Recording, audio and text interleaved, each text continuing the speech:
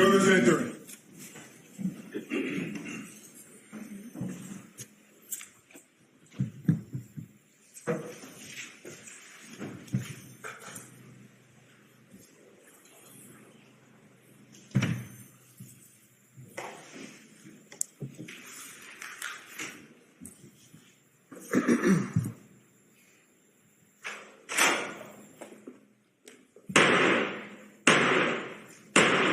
Hey, all persons having anything to do before the Honorable William Sullivan, Justice of the Superior Court now sitting in Plymouth, within and for the Commonwealth. Draw near, give your attendance, and you shall be heard.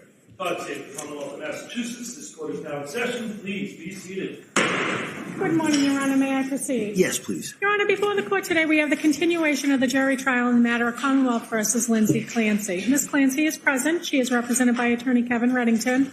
The Commonwealth is represented by Assistant District Attorney Jennifer Sprague and Assistant District Attorney Shannon Buckingham. All right. Well, thank you, Madam Clerk. Good morning, members of the jury. All right. It's nice to see everybody once more unto the breach, as they say. We're going to continue with this trial. So I appreciate everybody being here. I'm going to ask those questions, and I'll go a little bit into today's schedule and kind of where we're going to go on this. So first question. Has any member of the jury read, seen, heard, or overheard anything from any source about any aspect about this case that would affect your ability to be fair and impartial? All right. Second, is there any other serious matter or concern bearing on your service as a juror in this case that anybody needs to address at this time? All right. Again, thank you so much for following those instructions. And so what we're going to do, as I said yesterday, we're going to continue with the testimony of the doctor who was on the stand yesterday, and it's anticipated that that is the last witness in the trial, and then we will then take a break, because before we go to the next portion of the trial, which is the closing arguments and the legal instructions, the court has to make some arrangements. They've got to speak to counsel, so it takes a little while. So I'm going to excuse you at that point and have you come back tomorrow. All right? So we're going to finish the evidence today. We're going to excuse you. I'm going to then deal with counsel, and then we will do, hopefully, arguments in charge tomorrow. All right? So, again, I can't tell you how much I appreciate everybody's dedication and commitment in following those instructions and being here every day. So that's kind of where we are at this point. All right? And so with that, I'm going to ask the Commonwealth if you could have the doctor retake the stand, please. Yes, Your Honor.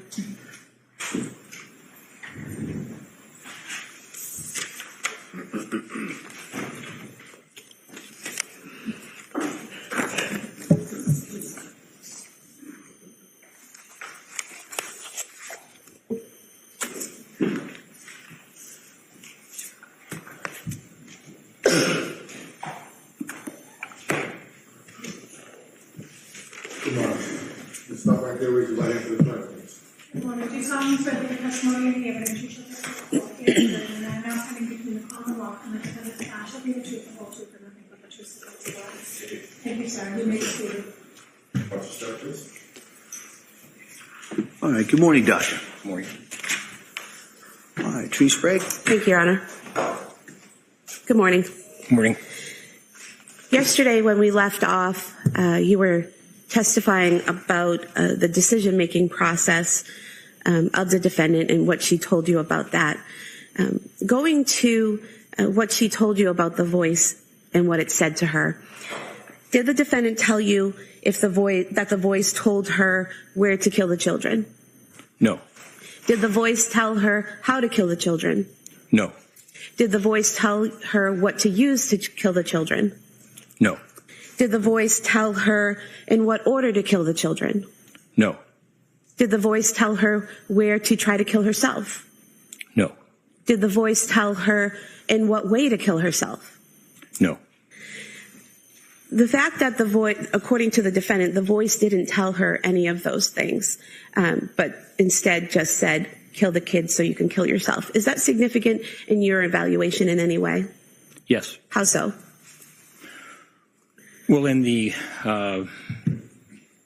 small amount of time that Ms. Clancy had in the home without her husband, it was important in order to carry this out, as well as her suicide, to do this quickly, methodically, and the like. And so this is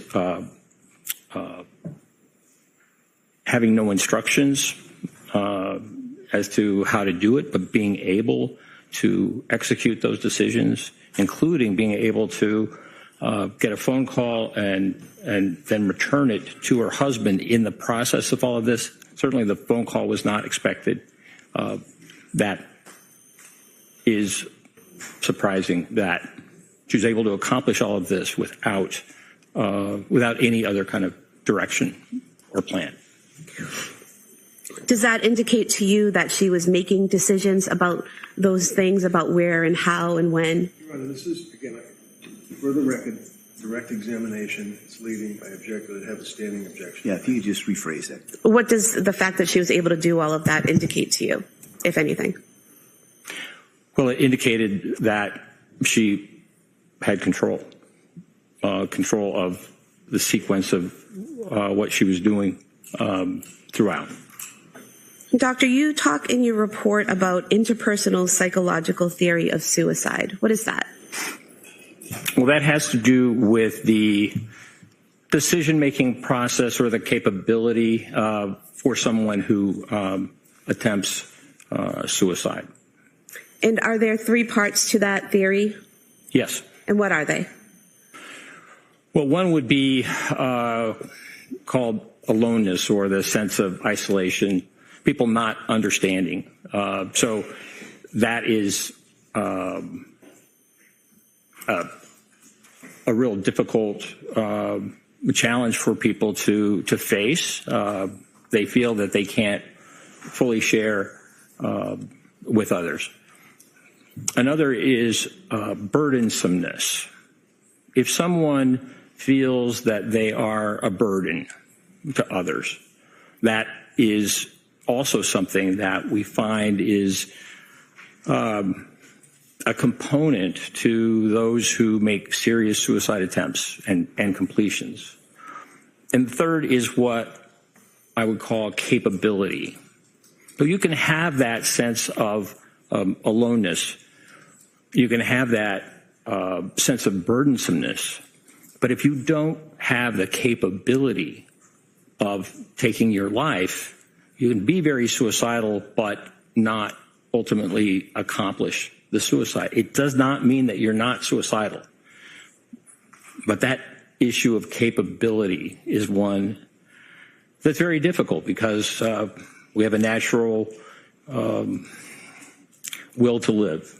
And that is the most difficult thing for people to overcome. The thing that's the most difficult thing to overcome, that's the capability of actually committing suicide? Is that what you're saying? Correct. And this theory in the 3 parts, did you compare what Ms. Clancy told you and what you saw in the records to this theory and have any conclusions about that? Yes. And what were they? Well, certainly, the documentation from the medical and mental health records demonstrates that sense of isolation she felt, even in the company of others. That sense that she was just having a problem that was difficult for her to understand, difficult for others to understand, and of course the suicidal feelings that came about, and then ultimately those feelings about harming her children. This is not something that she could share. The sense of burdensomeness, she had planned to go back to work, as she had for her first 2 children, Cora and Dawson. And the time that she was expecting to go to work kept extending because she just did not feel mentally healthy enough to be able to return to work and to function. And so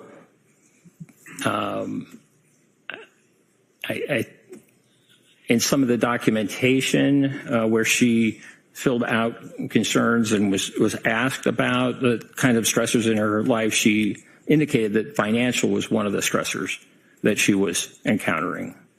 So to believe that her brain had been damaged, that she was not able to do what she loved, which was labor and delivery nursing, but also not in a position to help support the family, really was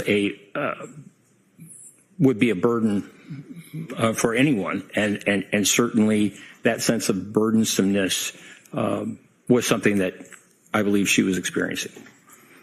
And then the last component, capability, I truly believe that her suicide attempt was very, very serious, which is why she employed 3 different methods.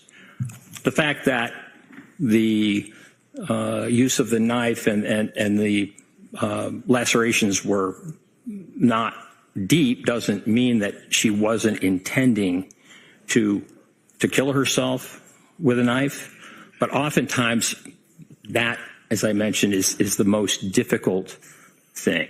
So I think the employment of the 3 different avenues, locking the door, and also not being dressed for the cold, indicate to me that this attempt was very, very serious, despite the fact that the use of the knife was not successful in cutting her arms, cutting her neck. And so, doctor, in terms of the cutting on the arms and the neck not being sufficient to cause death, is that what you're referring to? Is that as someone faces difficulty or an inability to be capable of actually following through to commit suicide? Correct. So in this case, it's your opinion that she was trying to commit suicide but struggling with that 3rd capability issue? Correct. Now, you testified yesterday about the intrusive thoughts that Ms. Clancy was having about harming herself in the fall leading up through December into January. And those thoughts at times, would it be accurate to state that Ms. Clancy reported at times that taking Ativan helped with those thoughts? Yes. And was there anything significant in your review of the case in terms of her reporting that Ativan helped her with those thoughts? Yes. How so? So Ativan is a lorazepam, a benzodiazepine. This is a medication that is very helpful for treating anxiety. It also can help relax people, help them sleep, which was very helpful to Ms. Clancy. And she stated that when she had the intrusive thoughts, taking the Ativan resolved those thoughts. And I think that's significant because it's not a medication.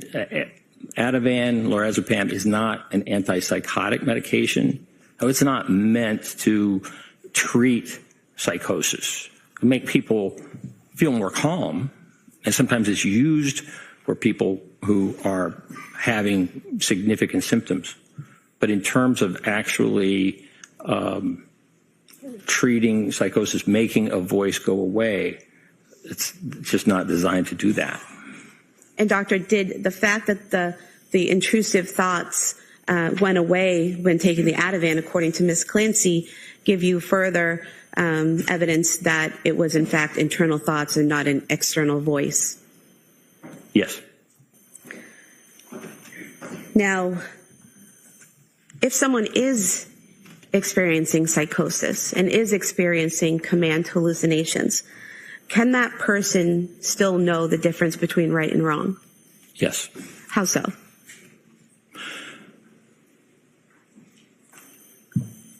Well, hallucinations, even command hallucinations, when they occur, do not propel an individual to automatically obey them. And in fact, many people will engage in behaviors to stop the actions that the voice is claiming. That's something that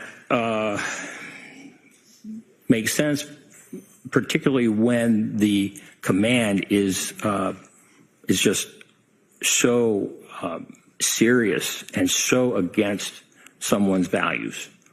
So it's possible and common for people to engage in behaviors to avoid doing what a command hallucination is saying. And doctor, is it possible for someone who is experiencing psychosis and command hallucinations to conform their behavior to the law? Yes. And how so? Is it basically what you were just telling us? Yes.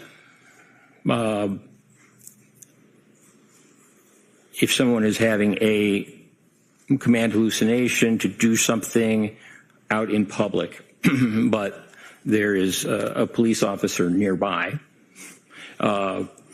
it certainly is possible for that person to choose not to engage in that behavior because of the consequences. Even though a voice might be saying this, there's other decision-making going on based upon the environment. Now, doctor, in your evaluation of Lindsay Clancy, did you come to an opinion to a reasonable degree of medical certainty as to whether or not she was suffering from a mental disease or defect on January 24th, 2023? Yes. And what was that opinion? I believe that Ms. Clancy was suffering from a mental disease or defect, and I felt that based upon the presentation, a bipolar 2 diagnosis seemed to make the most sense given the symptoms of insomnia that she had that were precipitated by the Zoloft. And this was just very, very significant. And while it didn't fulfill all the criteria or many of the criteria, if she were a patient of mine, I would diagnose her as bipolar 2 because I would want to make sure that any doctor who saw her afterwards would be very wary of using an SSRI antidepressant in treating her. And doctor, you mentioned the drug effects, Zoloft had an effect, and SSRIs might have an effect. Is there a difference when you're treating someone and they're taking medications between being over-medicated and having an adverse reaction to medication?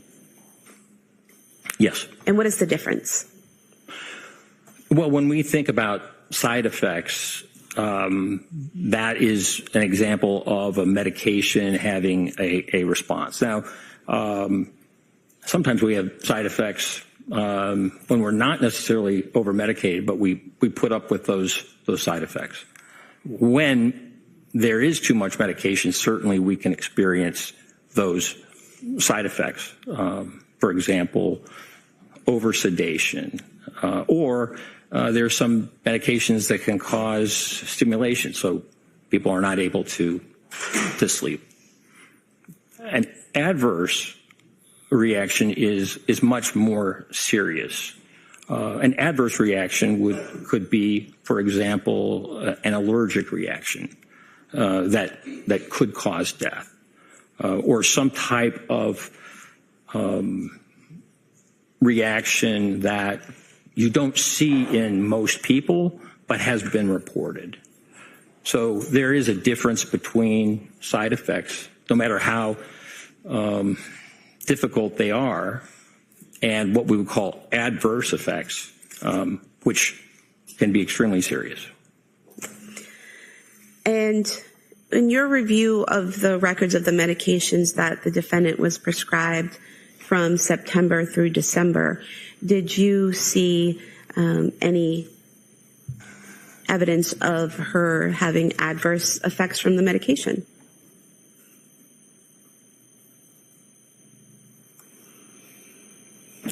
Well, the insomnia secondary to the Zoloft was very concerning to me, and it would mean not just cutting the Zoloft back, but stopping it. I would say that the Zoloft was in precipitating insomnia. I mean, she reported 48 hours straight of not being able to sleep, that was an adverse effect.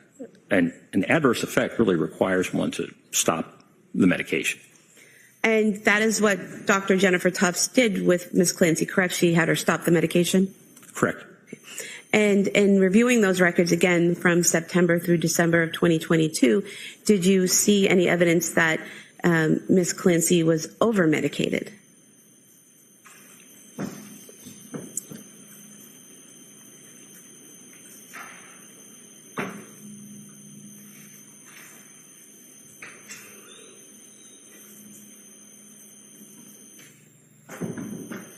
She experienced some significant side effects from some of her medications. She was given, I think, nurse practitioner Paul gave her clonazepam, which is also a benzodiazepine, and she really had an uncomfortable reaction to that. Just woke up and felt quite confused. So she stopped that medication, understandably. Seroquel is a medication, quetiapine, that at high doses can cause some significant side effects. At lower doses, it generally helps treat insomnia. At higher doses, it can have more significant effects. And in terms of just ability to think and organize one's thoughts. However, Ms. Clancy, in December of 2022, chose at that time to continue on Seroquel, a combination of Seroquel and Valium.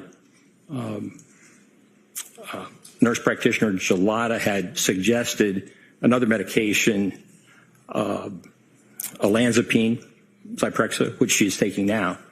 And Ms.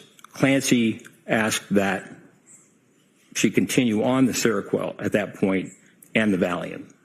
So, it's a challenge. One has side effects, but one also sees benefit in the medication. And certainly that combination at that time, I think it was around December 7th, December 9th, that was really helping her sleep. And so she asked to continue on those two medications. So I guess when I ask about over-medication and you talk about the side effects of the medication, there seems to be a disconnect between maybe what a lay person calls over-medicated versus what the medical definition of that is. So is what you're saying that being over-medicated medically means having side effects to the medication? Well, no, not necessarily. So what does over-medicated mean to you in your profession? Well, if someone were to prescribe a medication that was beyond the limit that safely can be prescribed, for example, it's possible to be toxic on, say, lithium, which is a medication that she took for a while she was at Tewksbury. And if I were prescribing, say, 1,200 milligrams of lithium twice a day, and her lithium level was toxic, as it would likely be, that would clearly be an example of over-medication. And did you see any evidence of that scenario in the defendant's records, that she was prescribed too high a dose to make her be at a toxic level of any medication?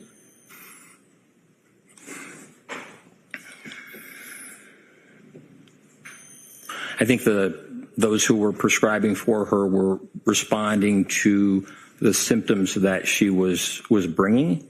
There was a kind of a rapid increase in the dose of Seroquel, and that higher dose of Seroquel was she did not. I believe she was ultimately prescribed at 400 milligrams, and she never ended up taking that, but.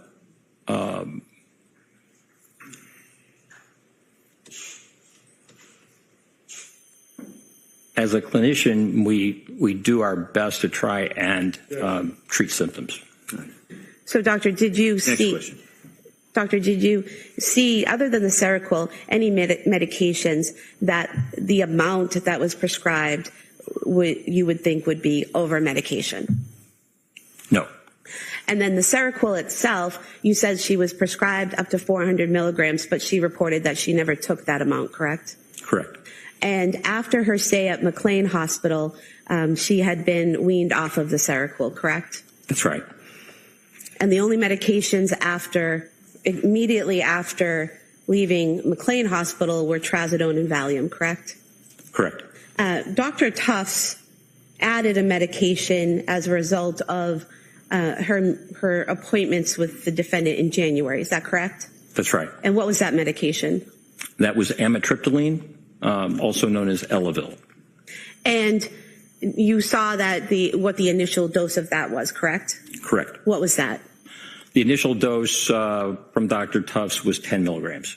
Is that a high dose for an adult? No, it's the very smallest dose possible. And then did Dr. Tufts increase that dose? Yes. And when was that? After a week, she increased the dose from 10 milligrams to 20 milligrams. And is that a significant increase in the dose? No. Is 20 milligrams a significant or large dose for an adult? Not at all. 10 milligrams or 20 milligrams of amitriptyline, is that something you could even prescribe to a child? Yes.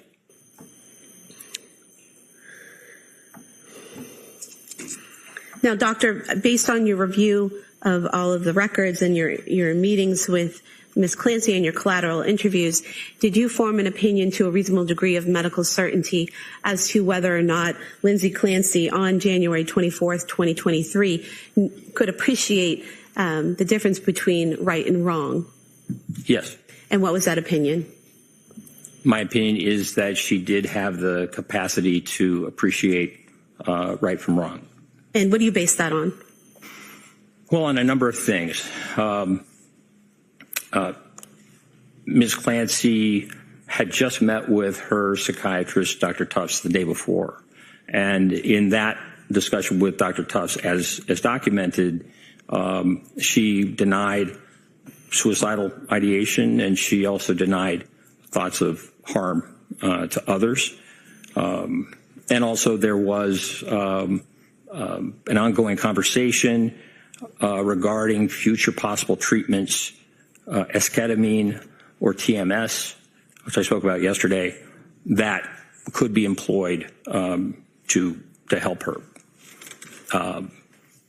Also, with regard to the appreciation between right and wrong, the planning involved prior to the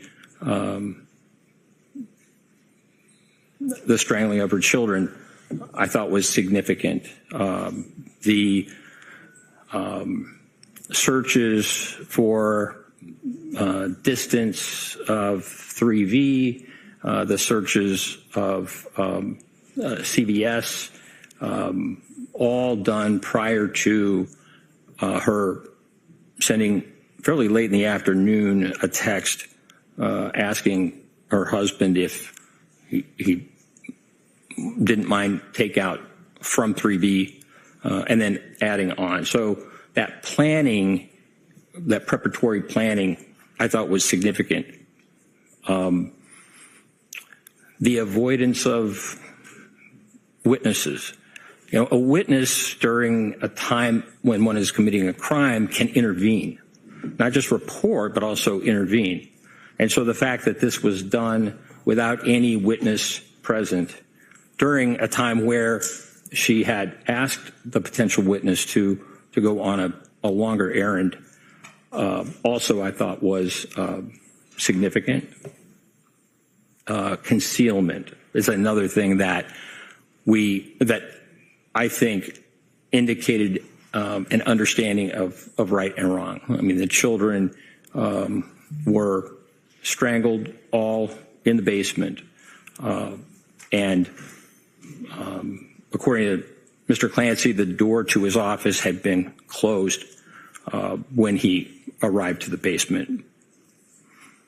Timing was really, really significant in this. There was a window of time that Ms. Clancy was aware of in which she would need to kill her 3 children as well as to kill herself, which she expected would happen.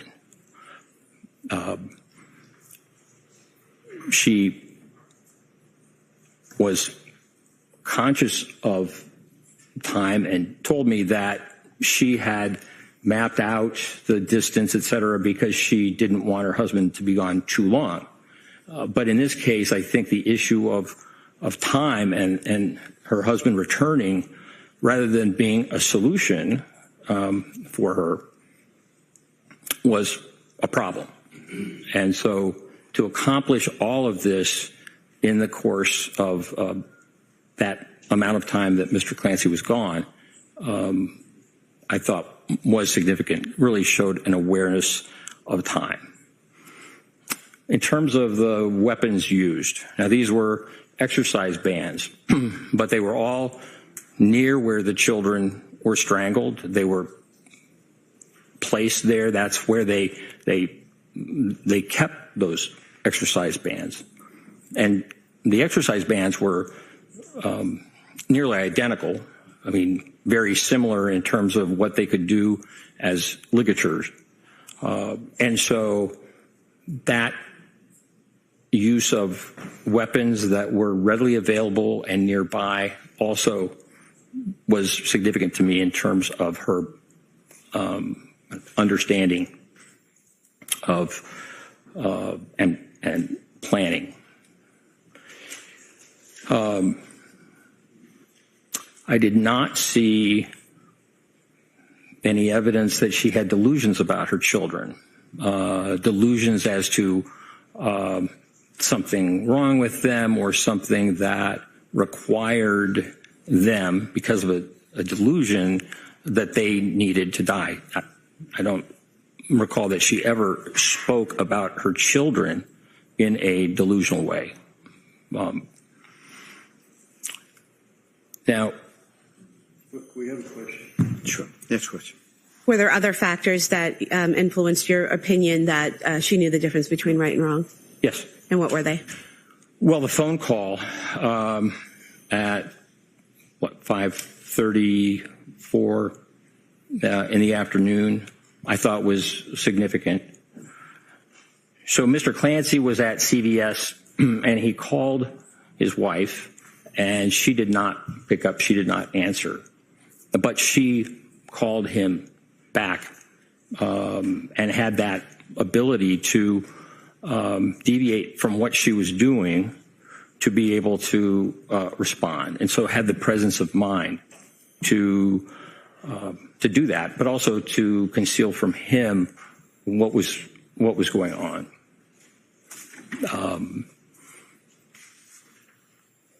Locking the door is another example. I mean, certainly Ms. Clancy was aware of time and the limited amount of time to accomplish this, but by locking the door, it kept her husband from being able to enter the bedroom and therefore being able to see what had happened. So delayed that time. On arrival, her husband asked her what happened, and she did not confess. She did not tell him what had happened other than I tried to kill myself. She also did not report auditory hallucinations, but rather said that the children were in the basement. It's my belief that she expected to die, and that by the time Mr. Clancy arrived, she would have successfully been able to take her life. And, sir, did you form an opinion to a reasonable degree of medical certainty as to whether or not Lindsay Clancy on January 24th, 2023 had the ability to conform her behavior to the requirements of the law? Yes. And what is that opinion? Well, if we look at that day, we know that in the morning she took Cora to a pediatrician's appointment. And all physicians receive training in psychiatry, no matter what specialty they go in. That's part of medical school. And so, like other doctors who had seen her who were not psychiatrists at appointments and whatever, the pediatrician also did not notice any unusual things about her. She did not, she was able to conform, right, to the type of behavior that a concerned mother would engage in. She was able to drive to the pediatrician's office and then back. And the day was really one of significant control. The activities that she engaged in that day, spending time with her children with Play-Doh, taking them outside to build a snowman, sending photographs of the children to her mother, to her husband on Instagram, fixing lunch, and also fixing dinner for the children. So the activities of that day were controlled, as were the activities in terms of the planning that we already mentioned. So throughout the day, I mean, she was methodical and quite controlled and organized, even in that space of time that was short. There was a lot to do in terms of killing her children and also killing herself. And I would say that the last point with regard to conforming to the law is that when she received the phone call from her husband, she did not report to him that she was in distress, that she was having hallucinations, that she needed help. So with that phone,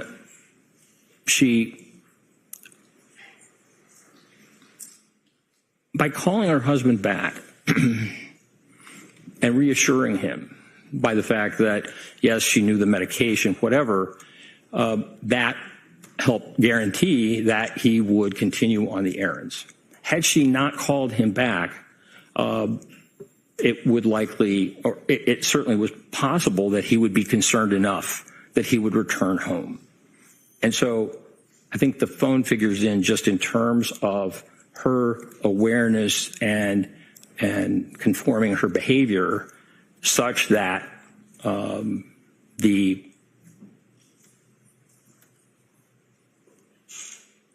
strangling of her children could be concealed. And, Doctor, did you form an opinion to a reasonable degree of medical certainty as to whether Lindsay Clancy on January 24th, 2023, when she strangled her children, was criminally responsible? Yes. And what is that opinion? Yes. It is my opinion within a reasonable degree of medical certainty that Ms. Clancy was criminally responsible. Move to submit Dr. Satoff's CV as an exhibit. Any objection, counsel? All right, that may be admitted. I have no further questions. Thank you. Okay. Hold on a second, Ms. Reddington. Exhibit.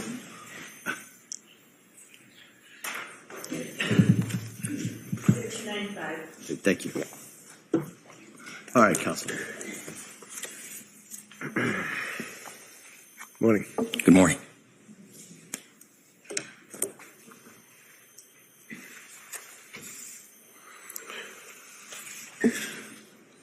So, Dr.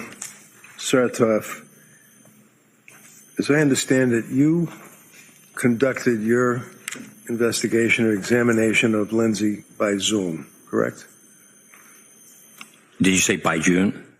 Sorry, Zoom. You know, By Zoom, okay. Television. I thought you said because it was the 4th of June. Yes, sir. Okay. And can you tell us when you were first engaged by the district attorney's office to assist them in this case? I first was informed about the case, I think, in January or early February of 2026 of this year. The final contract with the university was not completed, as I recall, until April.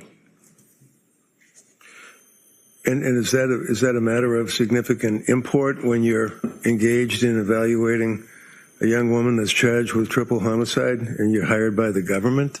The fact that there's a contract that wasn't signed by your school? Well, sometimes it's a long process that I don't have any control over. Sure, I understand. I've seen those kinds of things take a while, take longer than one would necessarily want. So the contract with your school that you're talking about would be the contract for your compensation, for your opinion? Well, I would never be contracted for an opinion. Okay. But you're getting paid, right? No, I'm getting paid a salary. Yes. The university is getting paid. And the university is deriving a benefit monetarily from your testimony or working on this case for the DA, right? That's right. All right. And how much did the university get as a result of your involvement in this case? I don't know what the hourly rate is that they charge. So you don't know what the hourly rate for your time is, right? Correct. You don't know how much money was paid by the district attorney's office to the university, right? Correct. You don't know how much money will be paid for perhaps yesterday, today, whatever, balance billing. You don't know that either, right? That's right. You were retained or engaged in January of 26, right? Yes. This is an incident that occurred on January of 23, right? Yes. In January of 23 to January of 26, 3 years. That's right. To being engaged on the case, right? Correct. And when you were engaged on the case, at some point the university must have been out of the picture and you must have started to communicate with the DA's office, the police, or whoever. That's right. And you knew about this case. It had a significant amount of publicity, right? Yes. Did you know that other doctors on behalf of the district attorney's office were being hired to also evaluate Lindsay? I didn't specifically know that, but that's usually the case. Is it important to see someone, to evaluate them as close in time as the incident is alleged to have occurred to your evaluation, or does it matter? In other words, is it better to see someone like, within a month or two after an incident, or 3.5 years later? Well, what's most important is the collateral information that was gathered at the time to understand what was going on at the time. Ms. Clancy's behavior during her hospitalization and the like, there are records, but certainly there are benefits to an examination closer to the event. And you would agree with me, sir, that you actually saw and questioned or interrogated Lindsay, 2 months ago? May 29th and June 4th. Okay. And when you went to interview her in purposes of your evaluation, you would already access the collateral information, sir? Yes. Before I go there, let me just review a few things here on your CV, which the jurors will have to examine. You indicated to us your present employment. You have a private practice as a psychiatrist? No. Okay. So where do you see patients? Well, I see patients in the prison system. They're your patients? Yes. What do you do for those people that are in jail? In prison, within the Virginia Department of Corrections, we have inmates within the prison system who suffer from mental illness and require assessment and treatment. I see. So you don't have, when you said to the jury a little while ago, if I'm treating my patient and I would prescribe a particular prescription for my patient and I wouldn't tell my patient to do whatever it is you said, it's not people that go to an office or see you or even on the television to be treated. These are people that are in jail, right? Prison, yes. So there's a difference between jail and prison, right? Yes. And this would be in Virginia, is it? Correct. So you're dealing with people that are serving hard time in the Iron Mansion, as they say. It's not a house of correction down the street, right?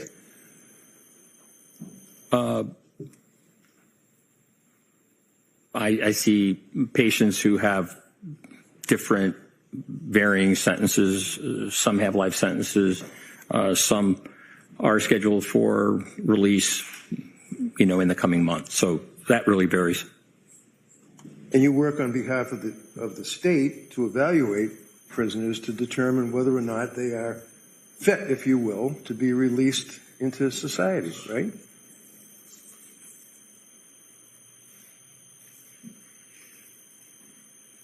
Once someone's sentence is over, the only way that they could be continued within a prison system would be to be committed to a psychiatric hospital. And I would say that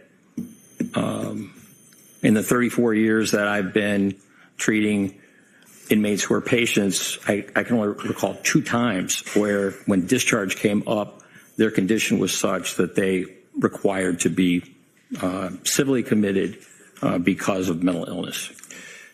And when you are talking as a forensic psychiatrist evaluator, would that be on behalf of the BOP, Bureau of Prisons? I have consulted with the Bureau of Prisons on just a few occasions, but Okay. Bureau of Prisons is federal, and Yeah, I know that. most of my work has been with state. Okay, but on your resume, sir, you indicate from 2019 through the present, that's a number of years, that you have been employed or engaged as a forensic psychiatrist evaluator on behalf of the United States Bureau of Prisons as it relates to probation or parole. Is that in your resume? Yes. And that means, sir, that you evaluate inmates that are trying to get out of jail, and you would evaluate them to determine if they're appropriate for parole, right? No. Okay. So when you indicate on your resume from 2019 through the present, you're employed as a forensic psychiatrist evaluator for the United States Bureau of Prisons, how many of these evaluations did you do in the years from 2019 through 2026? 7 years.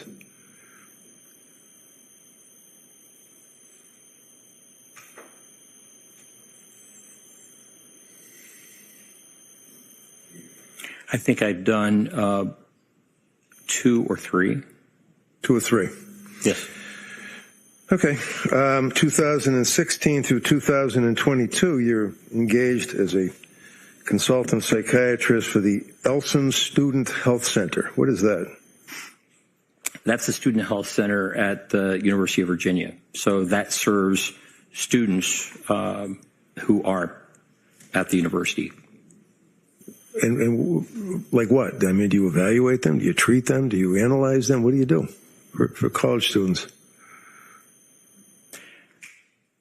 My work with the university and the health center really had to do with students who were having difficulty and had left the university and were interested in getting back. And so I was part of a 3-person panel to evaluate the students to see whether or not it would be appropriate to bring them back to the university. And what, were they like thrown out of the university, or they were disciplined or something? Why would you bring them back? What does that mean? Well, if there was an event that caused concern, potentially was a threat, for example, then just for the student safety and the safety of all, they would leave the university in order to get the type of care that they needed. And then if they wanted to come back, then I was part of a panel that would evaluate these students and make a determination about whether it was safe So these for are them the to come students. back. I'm sorry, I cut you off. Go ahead. Yeah. No, that's all right. Okay, these are students, right? Correct. In college, right? That's right. That have been thrown out or disciplined or suspended or something, and they're trying to get back into school, right? That's right. And when the parents of the students come, they retain you to advocate on their behalf? No. No, you work for the school, right? Correct. You evaluate them and then back the school up so that these kids can't get back into the school, right? Can you ask that question again? No, that's all right. 1999 through the present, you work for the United States Department of Justice, the United States Department of State, right? Yes. Okay. And that would be the United States Attorney's Office, the prosecutors. Like they're the state prosecutors, you got federal prosecutors, right? Well, federal prosecutors and defenders. I've worked with both. Well, the defenders certainly don't work for the United States Department of Justice or the United States Department of State, do they? I was under the impression that federal public defenders were under the umbrella of the Department of Justice. No, that's called the CJAC. That would be a totally different group of people. Those are people that defend people to try to have them not be abused by the system, if you will. Yeah, that question be stricken. 2015, you're a psychiatric consultant for the Virginia Office of the Attorney General. Another prosecuting arm, right? Yes. 2013, Virginia Department of the Virginia Department of Corrections, least restrictive measures for segregation. You evaluate people to determine if they should be in max or disciplinary unit as opposed to general population. Is that what you do? Yes, I've been asked to do that. Okay. And you certainly don't advocate on behalf of the prisoners that are being placed in seg or being placed in those closed units with higher security, right? No, that's not true at all. The National Security Expert 2007 to the present, Oak Ridge United Associated Universities. What is that? Yes, that is a group that does research with the Behavioral Analysis Unit and the National Center for Analysis of Violent Crime, and I have done work with them. Okay. Critical Incident Analysis Group, CIAG, University of Virginia. Yes. Okay. Behavioral Analysis Unit, as you told us yesterday, for the FBI at Quantico, right? That's right. Psychiatric consultant to the Virginia Department of Corrections, medium, maximum, and supermax facilities, right? Yes. Continuing on with your experience, sir, as a witness in this case, you agree with me that you were involved as a psychiatric consultant with the Macro Task Force on-site consultation for the Australian Police Service. Yes. Former Soviet Union project, Republic of Georgia, TBILISI, Georgia. You're involved with that, sir? Tbilisi. Tbilisi, yeah. Critical Incident Response Group for the U.S. Air Force. You're in the assessment unit. Yes. Crisis Management Unit, investigative support for Operation Gray Sunset, Jordan. Correct. Crisis Management Unit, investigative support unit, critical incident response in Montreal, Quebec. Yes. FBI, National Center for Analysis of Violent Crime, Operation New Hope. Yes. Bureau of Criminal Investigation, that's BCI, for the Department of the State Police. Would that be Virginia? Yes. You also have an interest in and have studied or written about various topics in your career, correct? Yes. Okay. Hostage negotiations course, crisis management unit. You were involved with that, is that correct? Correct. That was a number of years ago, though. I guess that was like 1996. That's right. But you've been involved with the FBI for a long time, right? Yes. Fair to say that you're a government man? Objection. No, sustained. Hostage negotiation course. How about Virginia Department of State Police? You involved with them as well, sir? Yes? Yes. Advisory positions. You deal with Islam in prison is one of your interests, right? That was a TV program or something? Correct. You talk about National Institute for Justice, Standing Committee to advise the Department of State on unexplained health effects on U.S. government employees and their families overseas, right? Yes. Analysis of pre-attack behaviors of the Las Vegas shooter behavioral analysis unit for the FBI. Yes. Skipping ahead, papers published. Now, when a doctor or a psychiatrist, or any doctor really, I guess, publishes a paper that's of interest to other doctors or people, that's called a learned treatise, right? Peer review? Yes. Okay. Can you tell me, what is peer review? What does that mean when you're dealing with a person's focus and interest in writing about what they're focused on?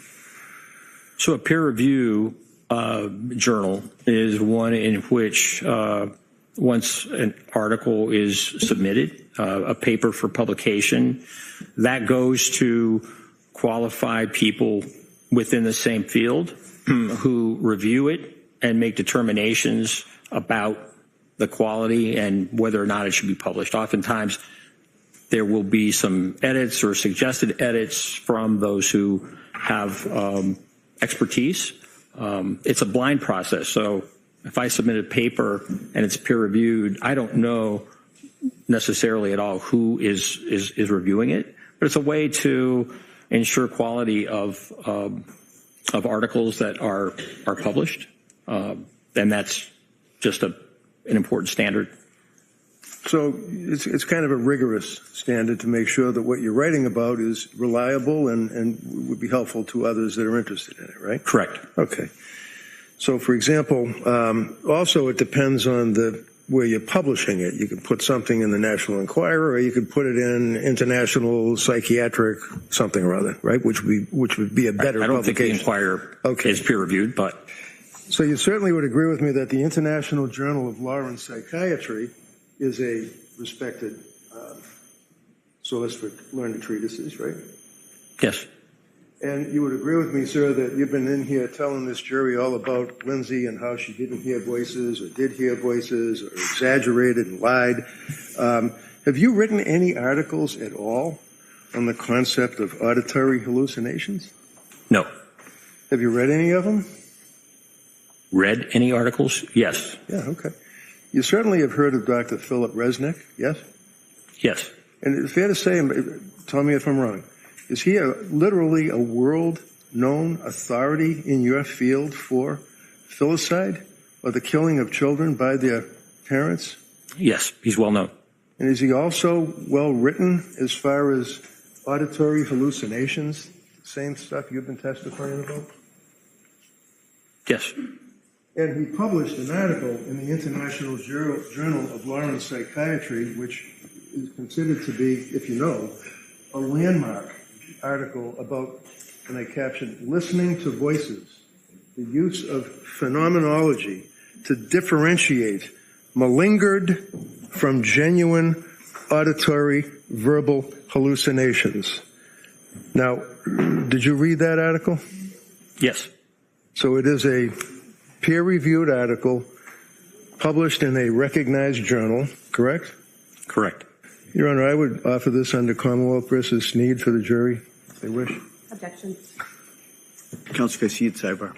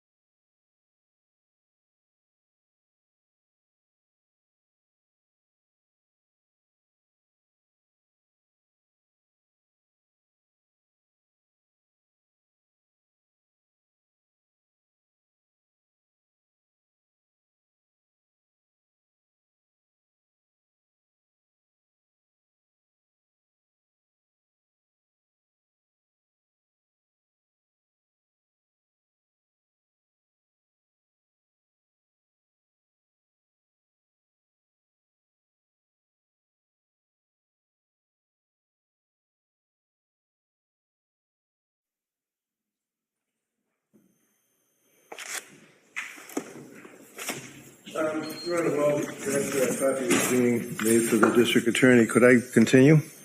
Sure. Thank you.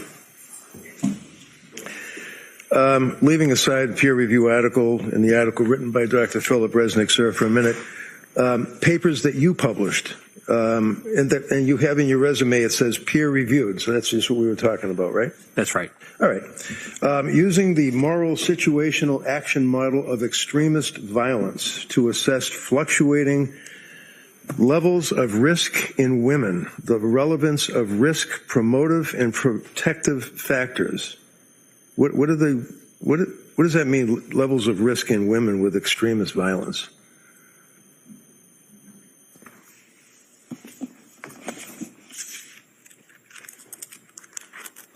Well, looking at risk assessment in terms of violence and what may be mitigating factors, in other words, decreasing the risk or the threat, or increasing, that would be enhancing factors.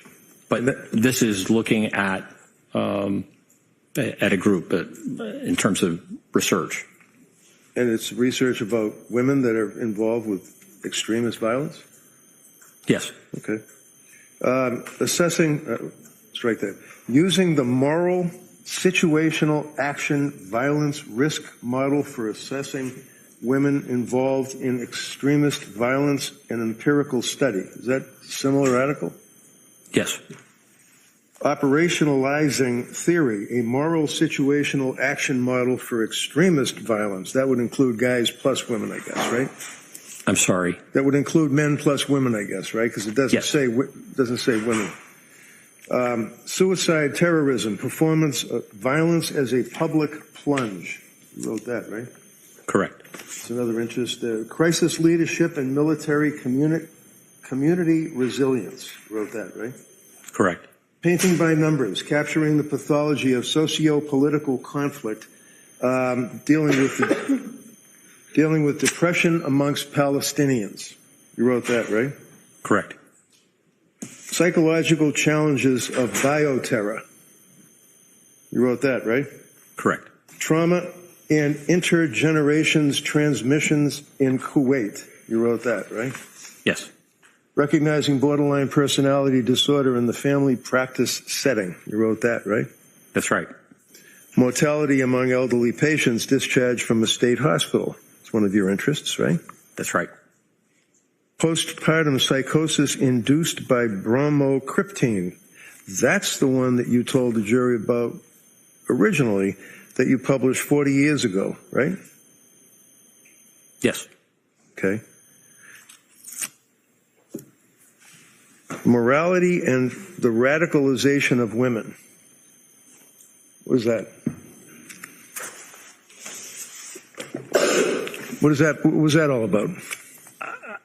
Could I be refreshed with that? I'm Sure. It's just, I mean, you can look at your resume if you wish. I'm just going through it. It's under B, books and chapters. This one is the first one, and it deals with radicalization of women. A handbook, I guess, for terrorism studies. You remember that? It's only 4 years ago. Yes. Okay. Application of big data for national security, a practitioner's guide. You wrote that, right? Correct. I was one of 4 editors. Crisis Guide of Psychoactive Drugs and Poisons for the Crisis Negotiation Unit. You wrote that, right? That's right. International Handbook of Threat Assessment, right? Yes. Protection of Children During Armed Political Conflicts, a multidisciplinary perspective, right? Yes. The Negotiator's Guide, like when somebody's locked in a building and they're threatening to kill people or something. The Negotiator's Guide to Psychoactive Drugs, 2nd edition. You wrote a chapter on that, right? That's right. The Negotiator's Guide. And it goes on and on with the negotiators and things like that. Terrorism negotiators, right? It's fair to say that's your focus? Correct. Well, I know you can talk about postpartum, but I mean, I'm asking you if your resume that you prepared, I imagine, well before you were hired by this DA's office, sets forth your interest, right? yes. Okay. The characterization of negotiation as trying to stop killers is not accurate. I'm probably wrong. Comprehensive. I apologize. You see it on TV, the negotiators, and they're trying to help people that are being kidnapped on a bridge, in crisis, yeah. something like that. So, just a few more, Doctor. Panels and symposia. You'd agree with, let's see, national security I just want to run through a quick attachment theory, mental wellness as it relates to threat management, threat assessments, corrections, psychiatry presentations, substance abuse and misuse in prisons, perspective on providing medical support during conflict and chaos, targeted violence in the media, lessons from history, the profile of poisons, understanding the female extremist, crisis operations, leadership, how to fool doctors by injecting chemicals into muscle to obtain opioids, a prison inmate comes clean. Did I read all those topics correctly, sir? correct. Invited lectures, talk about extremism, terrorism, the future of policing, children in long-term abductions, how to prevent terrorism, mass shooters, U.S. prisoners, religious rights, religious radicalization, terrorism and the unknown enemy. Basically, that's what your focus is, sir, correct? No. And that's coupled with your experience of the two people or so that you recall dealing with in your, it's not a practice, but working for the Bureau of Prisons or the state for Virginia, the people that are in jail, that is the sum total, to be respected, of Dr. Sadoff, correct? I mean, you treated two people. You've written a lot about terrorism and other issues that we went through. That's not at all correct characterization. Oh, I'm sorry, because I read your resume right? Yes. Okay, and I related what you indicated to the jury, your experience when I asked you about patients or treating people. I said that right? I've been treating patients, and I continue to for the last 40 years. Now, in all of your experience, sir, have you ever treated a woman suffering from postpartum psychosis? Yes. When?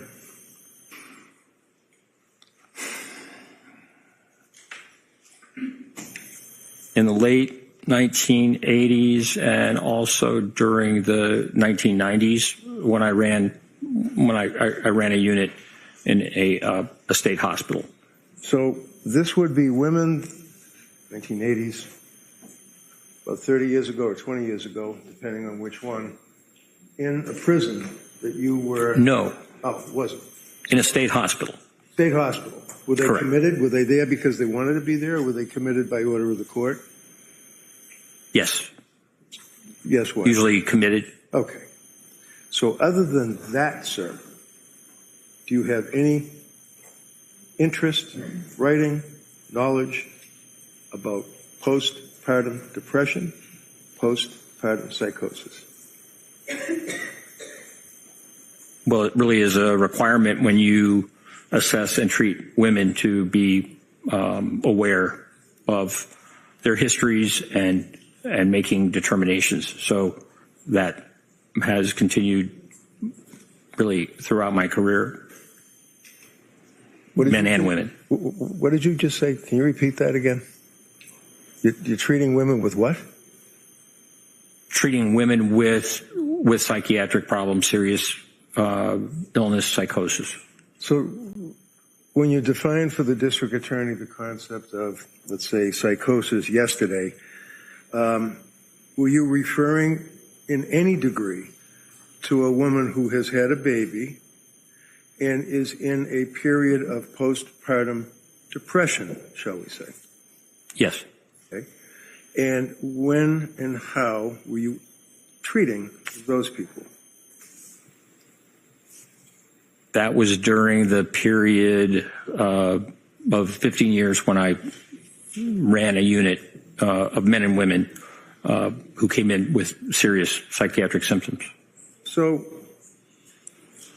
what would you do? Would you analyze them? Would you talk to them, counsel them? What would you do while they're in the hospital?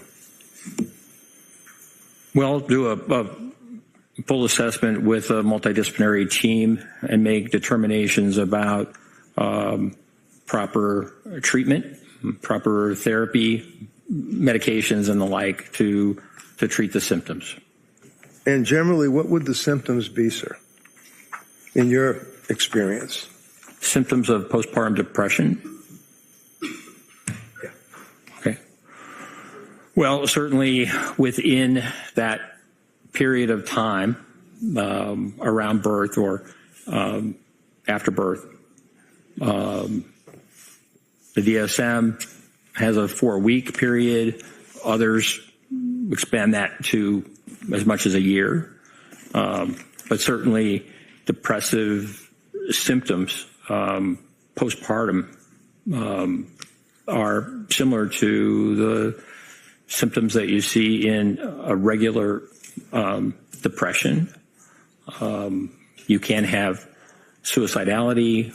You can have guilt, changes in appetite, changes in weight, changes in concentration, changes in physical activity. You can also have significant problems with sleep, either sleeping too much or or not enough. So these are depressive symptoms that come in the postpartum period and require assessment and treatment. Are you aware, sir, in your practice or studies of the number of women that commit suicide during the postpartum period? Are you aware of that? I can't quote you a figure. Do you have any clue at all? No. Would you agree with me, sir, that one of the unfortunate components of a woman who has had a baby and is suffering from postpartum depression and living with it, that can, on a dime, turn into postpartum psychosis very quick, right? It can be rapid.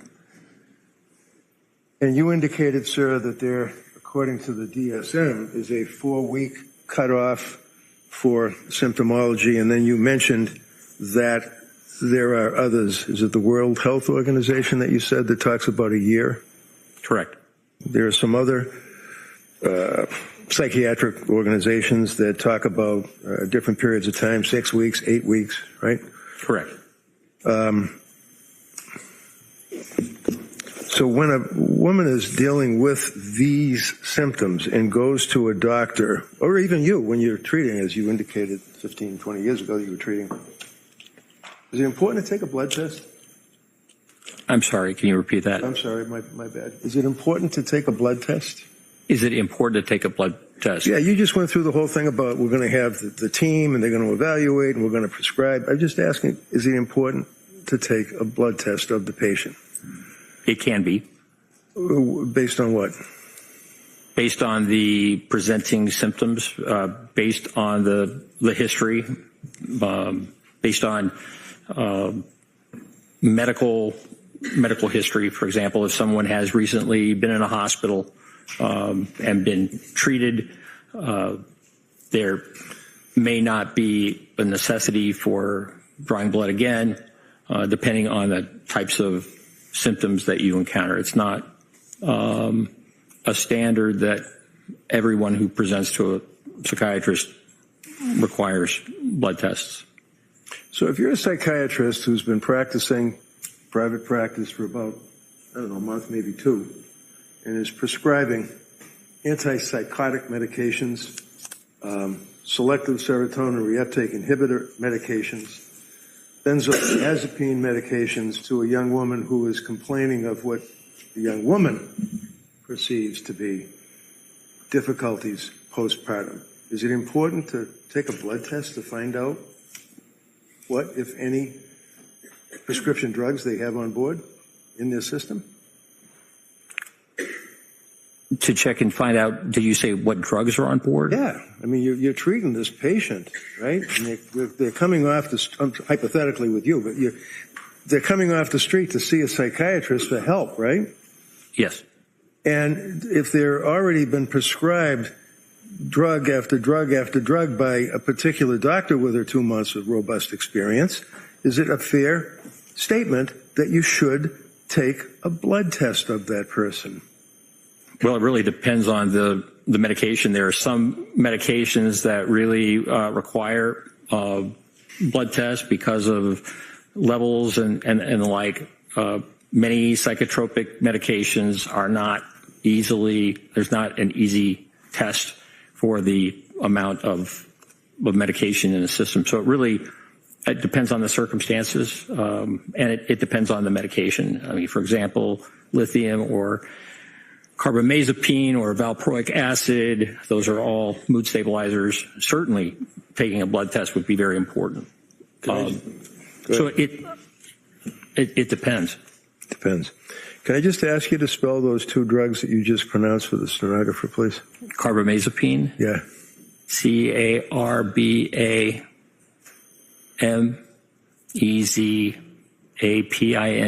Okay. Valproic acid, VALPROIC acid, also known as valproate, VALPROATE. And did I mention lithium? That's not a hard one. The record has to be accurate, that's all. Understood. Okay. Now, doctor, are there other tests in your experience that are or can be or should be administered to a young woman or a woman who's had a baby and is coming to a doctor like Dr. Tufts, for example? Are there other tests that can be administered to determine if, in fact, that person is suffering from postpartum depression? I'm not aware of any specific test that specifically diagnoses depression. Years and years ago. Postpartum depression, sir. Pardon me? Postpartum depression is my question. Correct. Depression. I know you want to say it's the same thing, but postpartum depression is my question. And you're asking if there's a blood test for postpartum depression? I'm asking if there's any tests at all that a psychiatrist can or should administer to the patient coming to them for help. Well, there's the Edinburgh scale, which is a self-report that patients fill out for who are postpartum. You looked that up last night? No. Well, you knew about the Edinburgh scale? Yes. You administer the Edinburgh scale? Pardon me? Have you administered the Edinburgh scale? No. It's a self-report, usually given by nurses. Nurses, okay. In any event, it's a scale that is a useful tool to determine the level or degree of depression that a person may be expressing that is suffering from postpartum depression, correct? That's right. And do you know what the numbers are on the scale? Like, is it 1 to 23 or is it 1 to 50, or do you know what it is? It's a 30-point scale. And when you say so 1 to 30, as I understand it. And when you say a self-report, the patient would then advise what symptomology they're suffering at that particular point in time, right? Correct. And then the doctor would then determine whether or not there is a risk or an extreme risk or a deadly risk of this person committing suicide, harming someone else, whether it's a baby or anybody else, and determine what the level of their postpartum depression is, right? Yes, it can help. And did Dr. Tufts administer Edinburgh test to this young woman? I know that Ms. Clancy, there were a number of Edinburgh tests that were given to her, so that there are some scores in her record. I can't recall which practitioner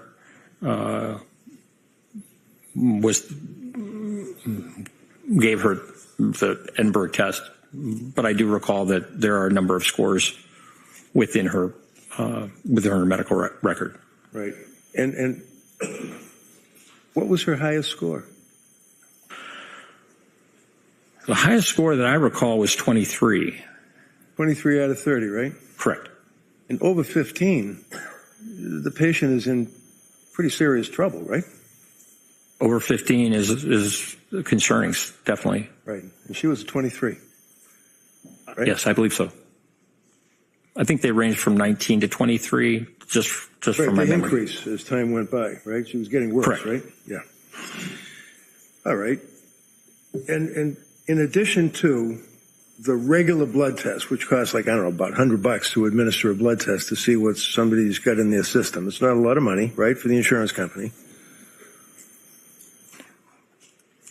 I just didn't hear you. Blood test. It's not a lot of money for an insurance company to pay, right? To cover. Correct. Okay. So do you feel that it is reasonable medical procedure for a psychiatrist dealing with a woman who is expressing under the Edinburgh scale off the charts or serious trouble, who is on medication, as we went through? The antipsychotic drugs, the SSRI drugs, the amitriptylines are at the end of the period of treatment with these people, the benzodiazepines. It's helpful to take a blood test, right? It can be. And is that, in your opinion, sir, to a reasonable degree of medical certainty, a step that should be taken by a competent doctor? That taking blood tests can be appropriate, yes. And then there's an additional blood test that you can use when you're dealing with a woman who's suffering from postpartum depression or coming to the doctor for help, and they have significant narcotics or prescription drugs in their system, and that would be an enzyme test, right?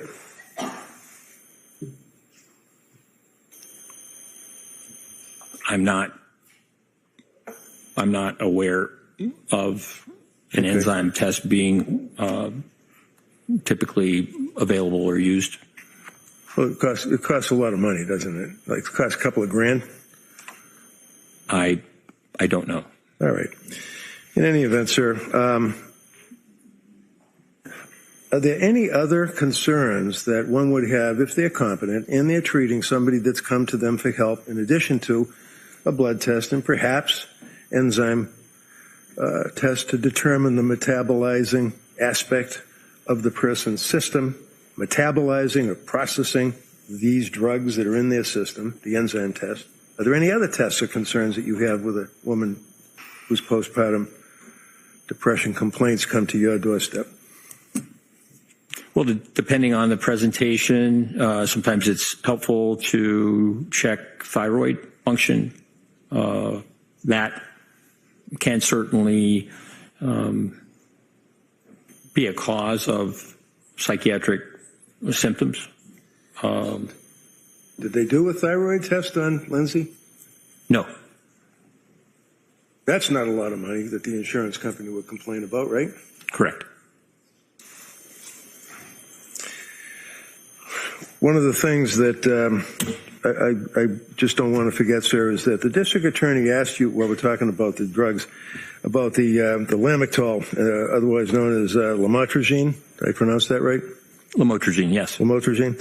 And she said that Lamictal, it has a side effect of a rash, right? You recall that, sir?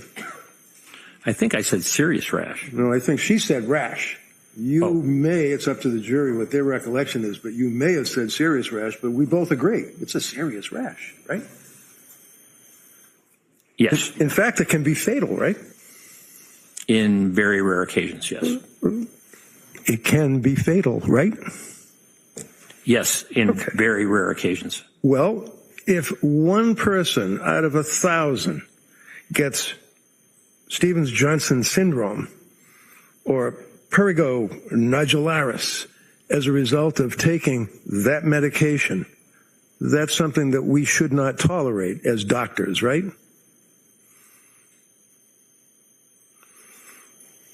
Risks and benefits are something that every physician, every prescriber needs to think about. So you've heard of, as it relates to Lamictal as a prescription drug, what's called 10. You've heard of that, right? As a side effect? Yes. And that means what? It is a pretty severe reaction of the skin, as I recall, causing blistering. I mean, it's very significant. So if you have a young woman who is a nurse, an RN, who worked for 7 years in a very prestigious hospital's labor and delivery unit, who was so nervous about drugs that were being prescribed to her that she would at night sit in her kitchen on her phone and Google all sorts of side effects of narcotics, the drugs, the Seroquel, lamotrigine, all of these drugs. Is it an unreasonable decision for her to say, I don't want to take that drug, in your opinion?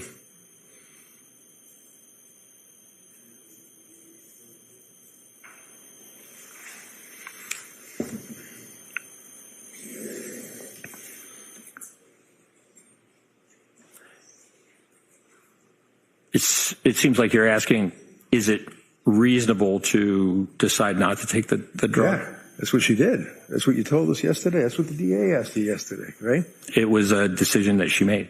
And in your opinion, sir, after we just went through all of this with the 10s, with the toxic epidural and necrolysis and all the rest of that.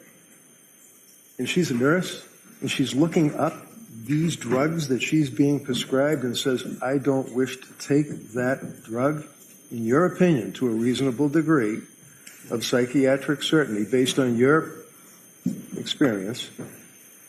Is that a reasonable decision for her to say, I don't want to take it? The benefits of that drug are profound, and millions of Americans take that medication and find it to be very important for them. Doctor, you're an intelligent man. You're a doctor. You've got a lot of experience dealing with the prison system. We've already gone over all of that. You understand my question, don't you? Yes. Is that a reasonable decision for Lindsay to make to say, I don't wish to take that drug? Based on all the side effects, whether or not it's rare that people die, whether or not it's rare that they break out on their skin with these permanent lesions and bleeding pustules, is it reasonable for her to say, I don't want to take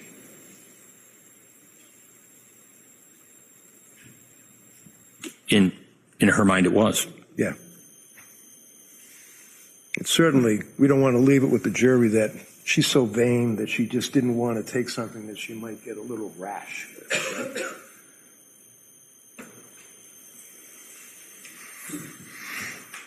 In any event. Now,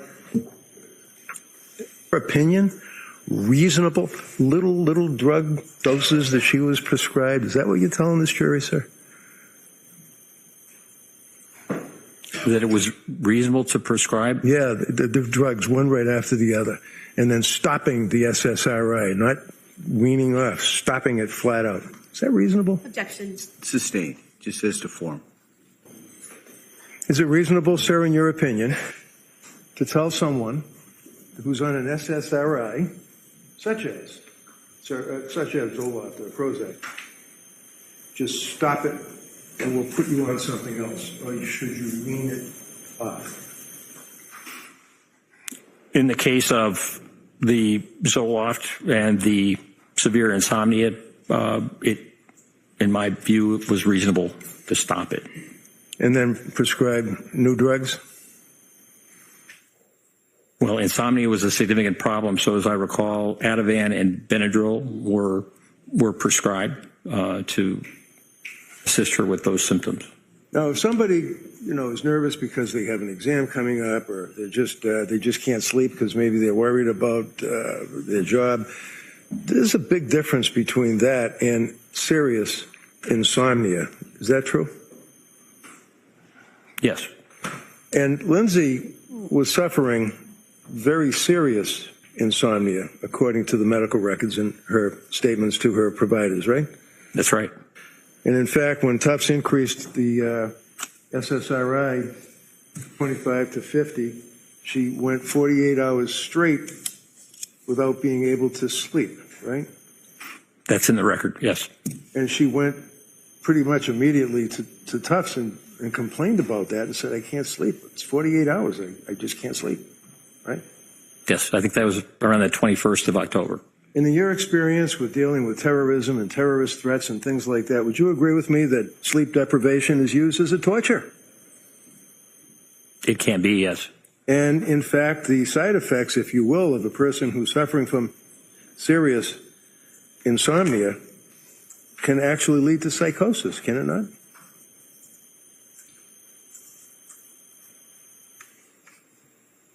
Yes, it's possible.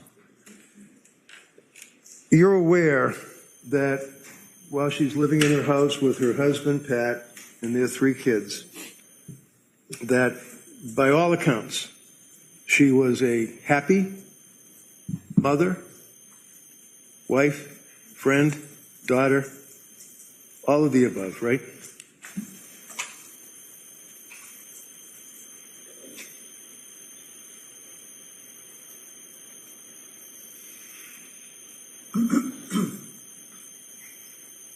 No. So as the summer progressed, is it your understanding from Dr. Sadoff's investigation in this case that Lindsay Clancy and her husband, Pat, and their kids during the summer of 22 were not living their best life, enjoying life. The summer was very good from Callan's birth really through much of August. Through the time that Patrick Clancy was at home, that first 12 weeks was really quite good. And then it went sideways, right? She started having some concern about anxiety, right? She did. That brought her to Dr. Tufts' office. Oh, brought her to talk to Dr. Tufts on the telemedicine, right? Correct. And then she started getting her prescriptions, such as the SSRI at 25, SSRI increased to 50, 48 hours without sleep, went back to Dr. Tufts, more medications prescribed, right? Yes. Was she in rough shape in October of 2022 after dealing with Tufts for about 3 weeks?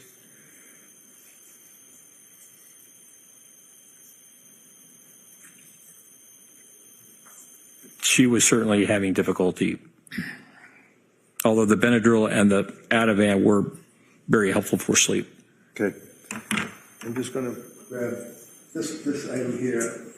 I'm just going to kind of hold it. In your investigation, and you did look at the text messages and all the stuff that was on Lindsay's phone. Right? Yes. Her life was pretty much turned inside out, right? I mean, government got access to every text message she sent, right? Yes. Every email that she sent, right? Yes. Every memo that she wrote on her phone or on her computer or whatever, right? Yes. Every journal entry that she ever wrote during this period of time, we have it all, don't we? Yes. And in October 20th, sir, did you see this text where she texted her mother and said, "Mom, will you please come up and stay with me a bit? I'm really sick. Something's wrong. I had horrible insomnia all night. I just don't know how I'm going to get through the day. I started to take medicine the doctor prescribed for anxiety, and I think it's made things worse. It's just really scary. And I don't..." Did you see that? Yes. So she wasn't doing well in October, was she? Correct. And continued to see Tufts, right? Yes. Gelada, right? Nurse practitioner Paul and then Gelada, yes. Okay. Now, in your investigation of the medical records, would you agree with me that Lindsay was not running around from doctor to doctor to try to physician shop to try to get drugs so that she could get high or use the drugs? That's not what she was doing, was it?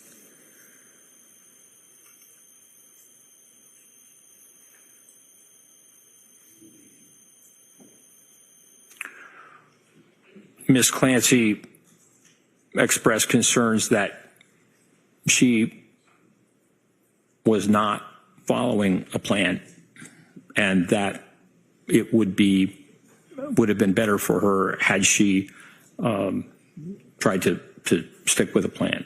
Is that one sentence in all of the medical records where it makes reference to the fact that she said something like, I should have stuck with the plan? Is that what you're referring to? Yes. Okay. My question, sir, was Dr. Tufts, Dr. Paul, Dr. Gelada. Nurse practitioner Paul and Gelada. I apologize again. It's all right. My bad. Nurse practitioner Gelada. Up to that point, bringing us into November, these people and other emergency room visits that she had. She was not going out looking to score drugs off of drug prescriptions. Is that fair? Correct. And she, in fact, looked up Tufts, but she didn't even know who Tufts was.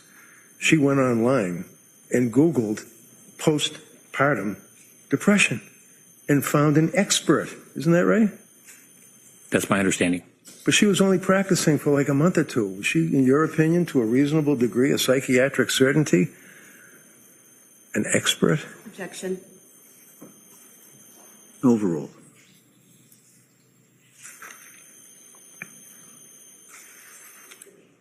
It depends on the amount of training that she received, not just as a physician and a resident, but also in the area of women's health.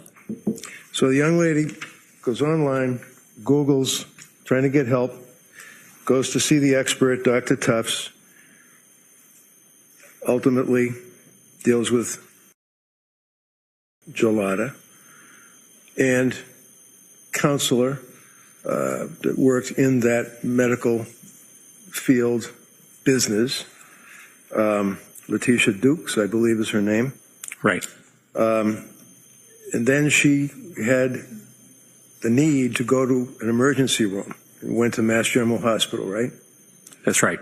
And she was with her husband, Pat, right? Correct. And she had been complaining about lack of sleep, insomnia, right? Yes, as I understand. She had been complaining about inability to emote, feeling hollow, not myself, right? Correct. And a number of other complaints that were brought to the fore. And the hospital made a recommendation that she go to McLean Hospital, which is a locked ward mental institution in Massachusetts, and she chose not to do that, correct? That's right. So then what she did is went back to her home and immediately hooked up again, if you will, with Tufts, right? That's right. In December, one of the people at the South Shore perinatal unit advised her to go to a hospital that specializes in postpartum women. That would be Women and Infants Hospital in Rhode Island, right? That's right. And she went there like the next day, right after they called, right? Yes, I think they fit her in pretty quickly. Was it maybe the 20th of December? And her husband dropped her off for that day program, right? That's right. And she participated with the coloring, with the conferences, or with the discussions, and evaluations with the doctor, right? Yes. For about 8 hours. It was about an 8-hour day, right? Something like that. And on that day, in December 20th, she was turned away, basically, right?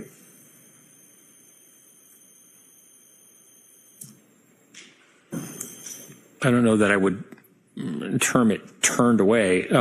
Did they help her? By Dr. Diaz's notes, but did they help her? Pardon me? Did they help her? They felt that another program might be more appropriate, either inpatient or partial hospitalization or outpatient, just based upon her concerns about medication. And her concerns about the symptomology of postpartum depression, right? That's why she was there. She was having depressive symptoms, yes. Right. And that's in addition to, everybody wants to say GAD, GAD, GAD, general anxiety, depression. This woman was there for treatment of postpartum depression, right? She was there for treatment of depression. I was under the impression that most of the women who were in that program were much closer to had given birth to their children. And so in that respect, it was not the group that they served were much closer to that postpartum period, as I understand. You're not going to say to this jury that because Lindsay was outside of the, let's say, 4-month cutoff, that she was not a good candidate for postpartum depression treatment? Is that what you told us, Jerry? No. Oh, okay. I'm sorry. I thought you said because of the time frame from giving birth to the time that she went to see them. I was just speaking about my understanding from the note from Women and Infants in terms of their decision making. Okay. And Women and Infants basically discharged her after about 8 hours, right? Yes. And her husband was up skiing, and then she contacted him, and he had to come down and pick her up and bring her home, right? That's right. And the reason that she was discharged from Infants Hospital in Rhode Island included a statement, RO, rule out issues regarding prescription medications, correct? Yes, that's my recollection. And she indicated that she was going to go right back to TOPS, right? Yes. And she did, didn't she? Yes, as I understand. And would you agree, sir, that every time a doctor said to Lindsay to do something, whether it was to make an appointment somewhere, whether it was to take another drug, any advice, that she was on it immediately? Is that fair?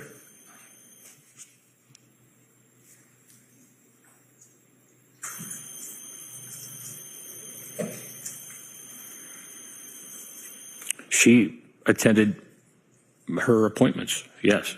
Well, not just that, she attended them right away. She was told, for example, at McLean, you read those records, that she should hook up with her provider, and she did the very next day, right? Yes. Okay. So she wasn't avoiding seeing healthcare professionals, was she? No. And she was continuing to express concern about her state of mind. She felt that her mind, her brain was being damaged. Isn't that right? That's right. Those are in the records, right? Correct. And she felt that her brain being damaged was permanent and she was never going to get better, right? Yes. She was complaining not just to her physicians, but she was complaining to people in her community that she was having intrusive thoughts, dark thoughts, suicidal thoughts, and homicidal ideation. She said that, correct? The homicidal ideation, as I understand, was just voiced to her husband and her mother. Just voiced? Is that what you just said? Just voiced? Is that like talking about the Red Sox? She's talking about homicidal ideation of her children. Sustained. Next question. I asked you about her complaints of intrusive thoughts, complaining to doctors, complaining to friends, complaining to neighbors, family about dark, intrusive thoughts of suicide and homicidal ideation. Didn't she? I just don't recall that she complained of homicidal ideation to healthcare providers. Finish answering. I think, Doc, you finished? Did you finish the answer? Doctor, did you finish that last answer? Sure. Okay. All right. Next question. So we'll put homicidal ideation aside for a minute. Would you agree that for that period of time, short as it may have been in her life, November into December, that she was reaching out to people that would listen to her for help? Yes. Would you agree, sir, that she would tell, for example, neighbors or friends with the Learning Sprouts School, her family, her doctors, that she was having these dark, intrusive thoughts of suicide? Yes or no? Did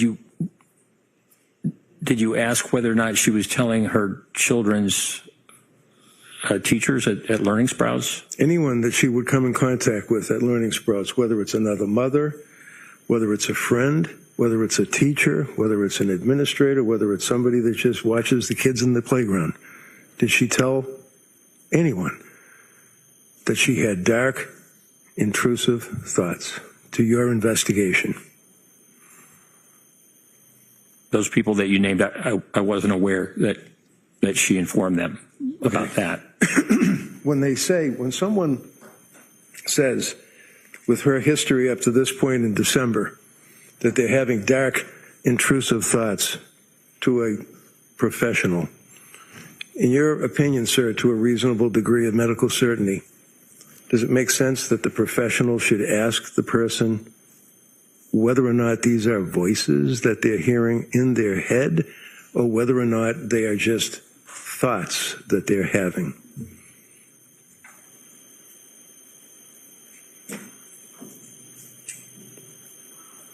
certainly exploring that is important.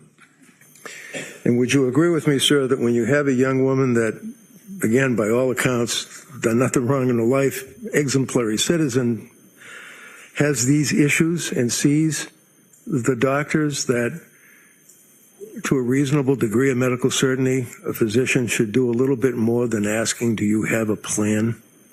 I mean, is that accepted practice, just to say, do you have a plan? And if they say no, you're okay.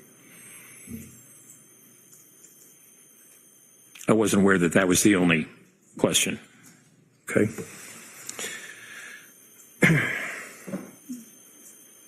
She was also told that counsel had asked you yesterday about other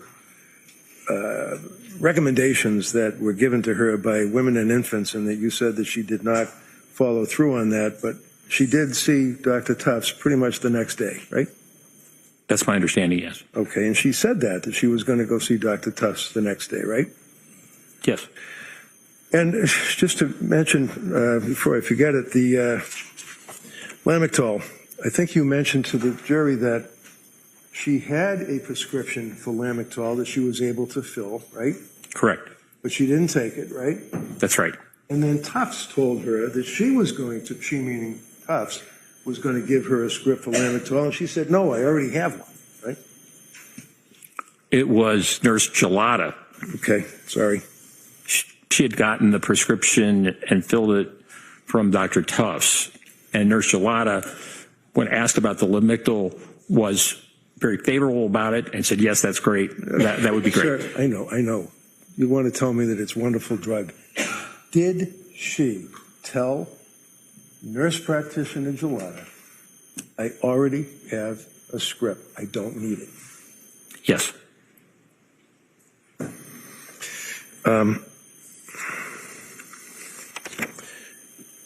Among other things, when people are in trouble and they're having dark suicidal thoughts, whether or not it's voices in their head, whether or not it's thoughts that they can't go on anymore, they can't live life, they have to kill themselves,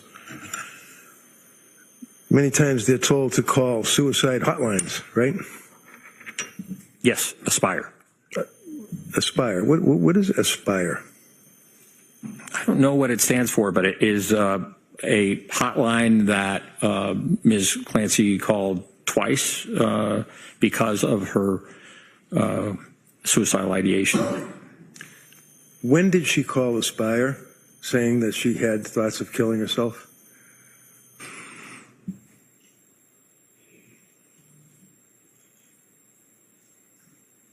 I can't recall specifically.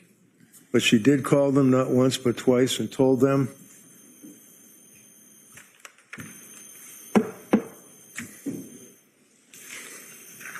So she complained and told them that she was going to kill herself, right? Twice.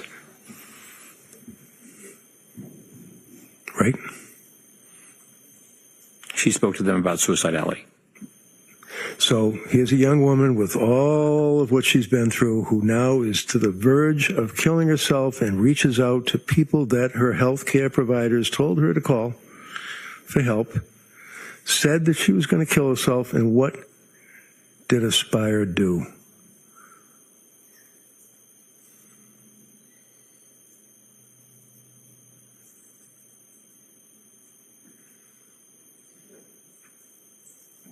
As I understand, they redirected her to her provider. They did not make a decision to hospitalize or to recommend hospitalization. They didn't make a decision to do anything. Objection. Yeah, so you can form that as a question, please. Did you read the records dealing with Aspire? Did they do anything other than tell her, no, you're not someone that we can help?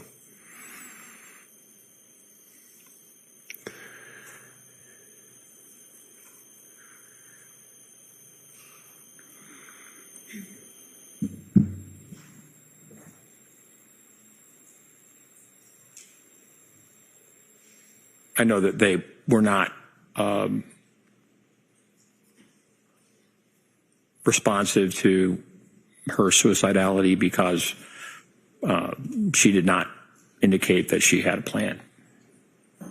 And did you read a transcript or listen to a tape, or how do you know that?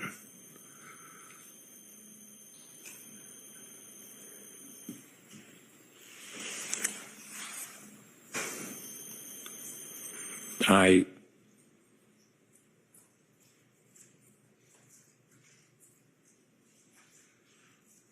recall it someplace in the documents, it being referred to, but I can't tell you exactly where. So this, sir, obviously is a murder trial, and you are a witness for the government, and you've indicated that you've read the records. You just told this jury that in the conversation that she had with the people from Aspire that she expressed suicidal ideation and was asked if she had a plan. Where are you getting that from?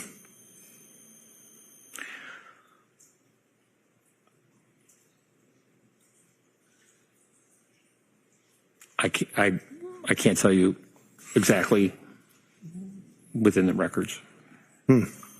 How about the second time she called Aspire? Why would she call Aspire again if they wouldn't help her the first time? In your opinion as a psychiatrist? Looking for help? Continuing to seek help. And yet again, she didn't get any, did she? That's my understanding. To a reasonable degree of psychiatric certainty with treating the patients to the extent that you've told this jury that you have, what kind of a devastating effect would that have on a person who's ready to kill themselves that's called Aspire hotline twice and has been turned away? Objection. Overruled. It could have a very serious effect.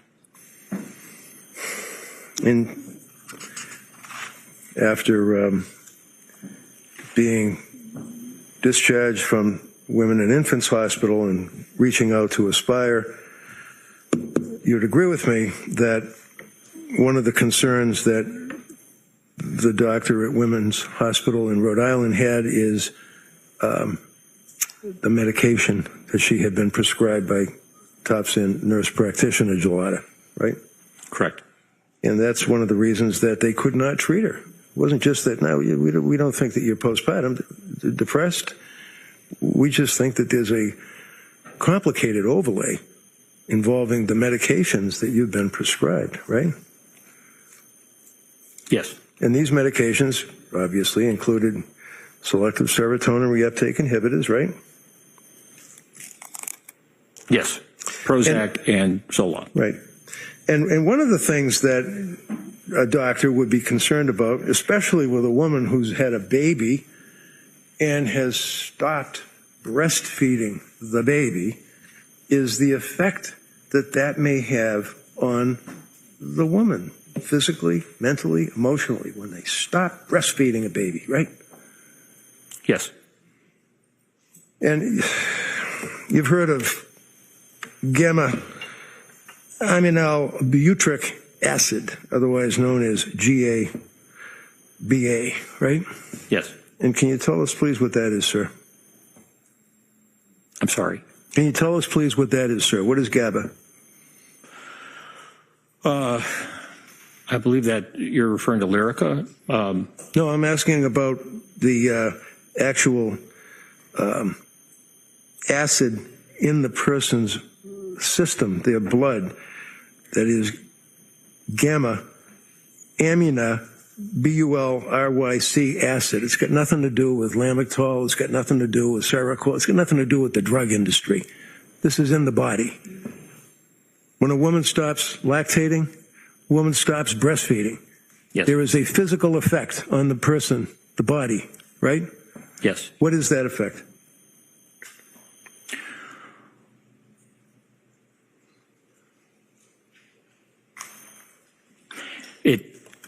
It depends on the individual. There's variable responses postpartum, and as I understand,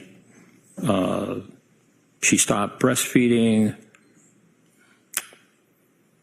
around October, by October 21st or so, when the Ativan was started.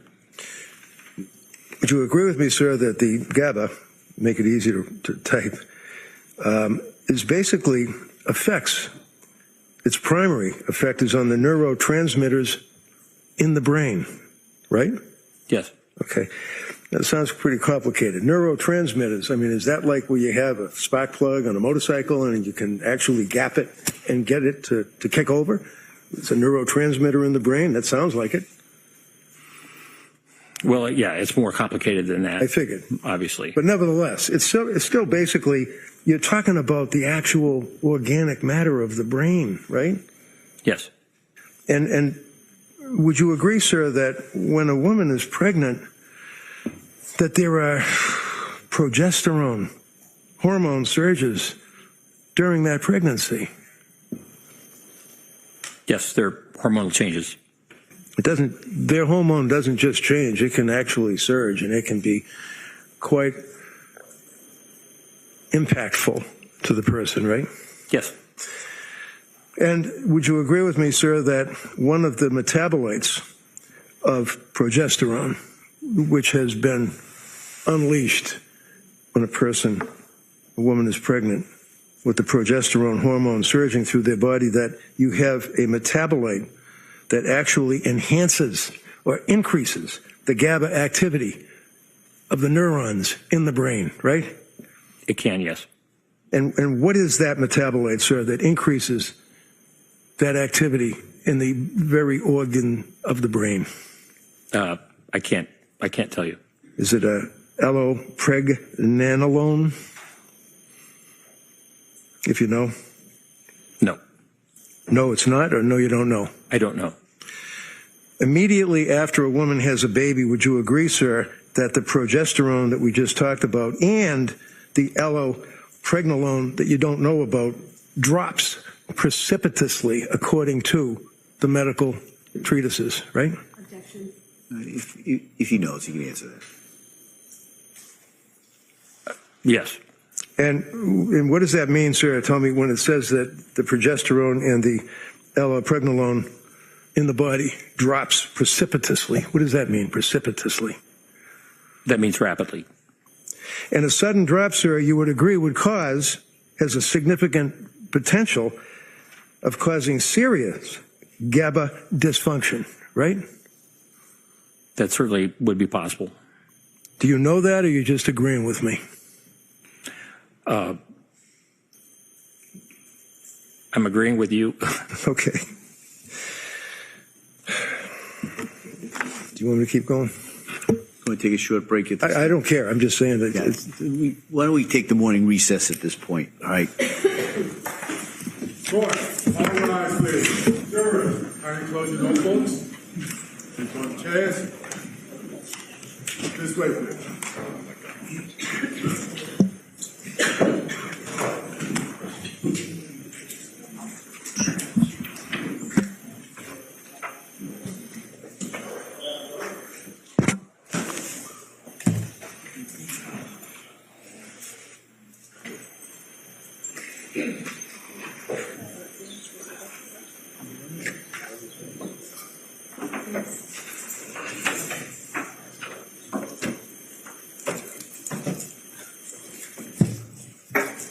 Jurors have exited the courtroom. All right, Counsel, can I see you at sidebar just briefly? Dr.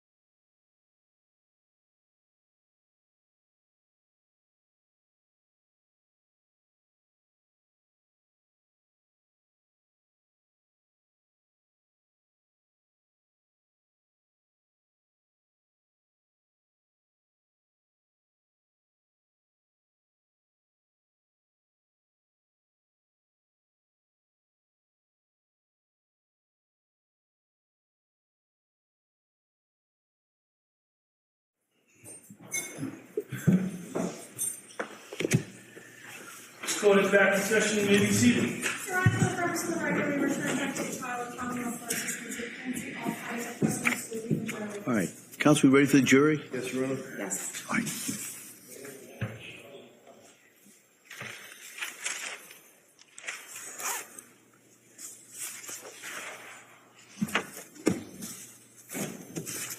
Court, all rise. Jury's entering.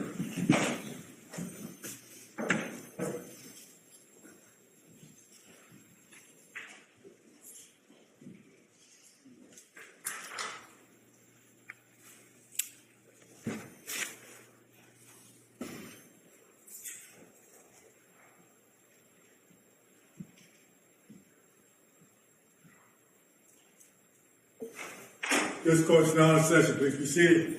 Your Honor, for the purpose of the record, we return back to the trial of Commonwealth versus Lindsay Clancy. All parties are present, including the defendant and including the 18 jurors. All right. Counsel? Thank you, Judge. Sir, when we left off, I believe the question was that, and you agreed, the sudden drop can cause significant GABA dysfunction. You recall that question where we broke off talking about the, Yes. The gamma? And you're familiar with the concept of, in that regard, talking about the gamma-aminal butyric acid and its effect on the progesterone and its effect on the brain synapses is referred to as breaks, B-R-E-A-K-S. You've heard of that term, right? No. You aware, sir, that when you get to the point where you have that precipitous drop in the progesterone and the allopregnanolone dropping precipitously, that in fact it constitutes and causes significant neurotransmitter malfunction, referred to as broken brakes? I'm not familiar with that term. Can you tell me what a neurotransmitter in the brain is? You're asking what is a neurotransmitter? Sure. I don't know. Neurotransmitters function in the brain and have responsibility for not only aspects of mood, but also psychosis. Dopamine is a neurotransmitter that is significant in terms of psychosis when it's too high. We need it. But the neurotransmitters function in a number of different ways, number of different pathways. When we think about psychiatry, we really think about the mesolimbic pathway and not just dopamine, but also serotonin, norepinephrine. And so depending on the disorder, there are different medications that can be helpful in treating those disorders. So really, from the standpoint of psychiatric illness and brain dysfunction, medication can be very helpful in regulating the neurotransmitters and difficulties.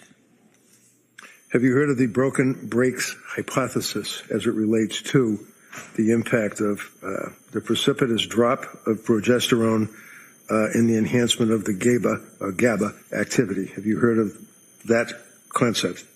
No. Would you agree, sir, that when a woman is in that position of the precipitous drop of the progesterone after ceasing the breastfeeding activity, the enhancement with the GABA... You mean prolactin? Prolactin. The enhancement of the GABA activity, that would be a dysfunction in the brain, right? Certainly, mood symptoms can be significant. Would you agree, sir, that the dysfunction in the brain caused by those two items is consistent with intrusive and hard to control thoughts and highly impulsive, uncontrollable behavior? Would you agree with that? I would say it's possible. And that would relate to the capacity of a person to conform their conduct. If, in fact, because of the GABA and the progesterone and all that we just talked about, the intrusive, hard-to-control thoughts and highly impulsive, uncontrollable behavior would address itself to the issue of capacity to conform one's conduct, right? No. It depends on the timing. If you're talking, is the answer no? At 8 months? Yeah, hold on. You got to let doctor finish. Did you finish that answer? Yes. Okay. All right. Go ahead. Next question. So,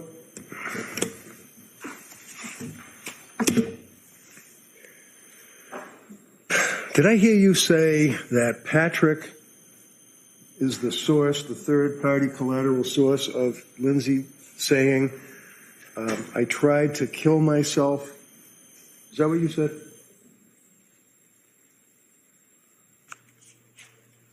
Well, let me rephrase it for you. I mean, did you tell the jury about an hour ago or so that when her husband found her on the ground? Yeah. Yes, or something to that effect. Something to that effect, okay. And did you listen to the 911 tape when Patrick was actually speaking with Lindsay as she's laying prostrate in the snow on the ground with the broken neck and the slashes and the slits? Yes, I did. Did you hear her response to Patrick's comment, what did you do? No.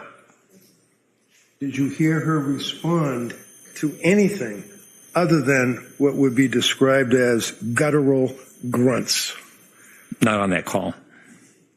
So when this conversation occurred, and this is the conversation that you're talking about, where she said, I tried to kill myself, kids are in the basement, he then goes into the house, right?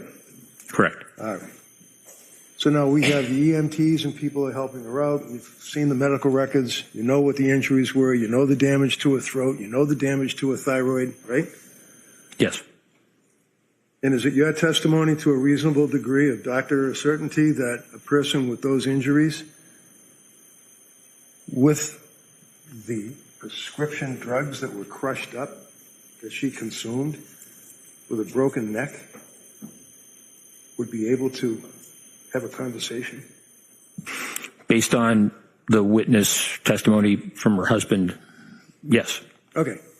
So let's put the witness testimony from Patrick aside for a minute. And you listened to the 911 call. Are you telling this jury that she had a conversation that you could discern what she was saying? Not on the 911 call. No. Would you agree that they were all grunts? Yes, from what I heard. So Patrick goes in the house, relates the fact that he found the children, and you told the jury that his office door was closed, is what he said. Is that right? Yes. Where did you get that from? I believe Patrick told me that. Is that in your report? Yes. And when he told you that, when was that conversation that you had with Patrick? When I interviewed Patrick Clancy. Okay. So you read the grand jury minutes, right? Yes. You read the police report, right? Yes. You know that Patrick went up the stairs, and when he went up the stairs, the door was locked, right? Meaning the bedroom door, not the office door. Correct. And then he was able to open the door, right? Yes. And there was blood on the doorknob, right?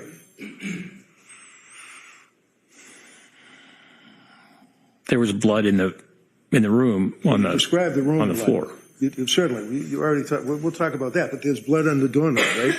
Was there blood on the doorknob? If you know, I don't recall. Do you recall there being blood drops in the area of the door itself, like where you have the threshold? But what appeared to be blood, because nobody tested it, we don't know what it is, but it appeared to be blood. I don't recall the specific. I know that there was blood that was observed. Okay. And you would agree that there was a lot of blood, drops, drips on the mirror, drops on the floor, drops on the nightstand, right? That's my recollection. And you looked at the photographs in your investigation and looked at the testimony, third-party collaterals, as you testified yesterday, right? Yes. And you told the jurors that one of the things that was of interest to you is the fact that there was a glass or a wine mug or something that had crushed narcotics or I think he used the word antipsychotic drugs crushed up inside that cup. Do you remember that? Yes. Okay. Wine tumbler. Thank you. How do you know they were antipsychotic drugs? I don't recall saying that they were antipsychotic drugs. Oh, did you say they were drugs? I thought I said medications. Medications. All right, so drugs, medications, and they were crushed up? There was evidence of powder on the tumbler that Patrick told me about, and I went back and looked more closely at the photographs and saw that. Did you look more closely at the NMS laboratory or the state police crime laboratory or any testing that was done on the powder? Yes. And was there a report that said that indeed it was crushed up medication? They wouldn't. I mean, They didn't indicate whether or not they were pills or. Did they ever? I'm not asking about pills or powder. Did they ever test the residue? Not that I'm aware of. So how do we know that that's even drugs or medications or whatever word you want to use?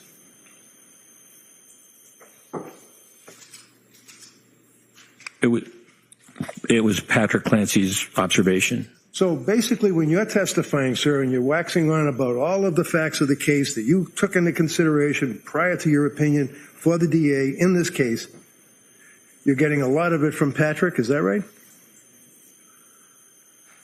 That aspect he brought up to me, yes. Okay. So the crushing of the pills, was there a pill crusher found in the bedroom? Not that I'm aware of. Was there any residue found anywhere in the bedroom? Not that I'm aware of. So if someone's in a psychotic state and they're going to kill themselves and they're taking the pills, yesterday you said the fistful of pills, and then the DA said after painful questioning that they were crushed, you agreed that they were crushed, wouldn't there be a residue? A residue? Yeah, you know what a residue is, right? Yes. Was there a residue on the table, on the nightstand, anywhere? Not that I saw. So there's no pill crusher, right? Not that I saw. There's no investigation by the police to determine what was in that powder, right? Not that I'm aware of. There's no indication that there's any residue on or in the actual nightstand next to the bed, right? Not that I'm aware of. Does it seem appropriate, sir, that a person would be in a psychotic state after slashing their wrist and slicing their throat and ready to propel themselves out a window would neatly put the bottles into the drawer of the nightstand? Or would they just scatter them around the bedroom floor, not caring? I'm not aware of the exact sequence of the events in terms Well, if I tell you, sir, that a couple of days after this incident, I went into the home with Patrick, and I was able to locate in the bedroom, right next to the bed, with all the blood all over the place, this drawer, and inside this drawer would be a lot of medication bottles. Does that refresh your memory on your investigation as to what happened to the bottles? They're all empty. Yes. Okay, so how'd they get in the drawer? How did they get in the drawer? I don't know. You can fingerprint them, right? Did anybody do any testing at all in this investigation? If you know. You told the jury yesterday you read all the stuff, grand jury minutes, police reports, lots of witnesses. Yeah, I did not read that.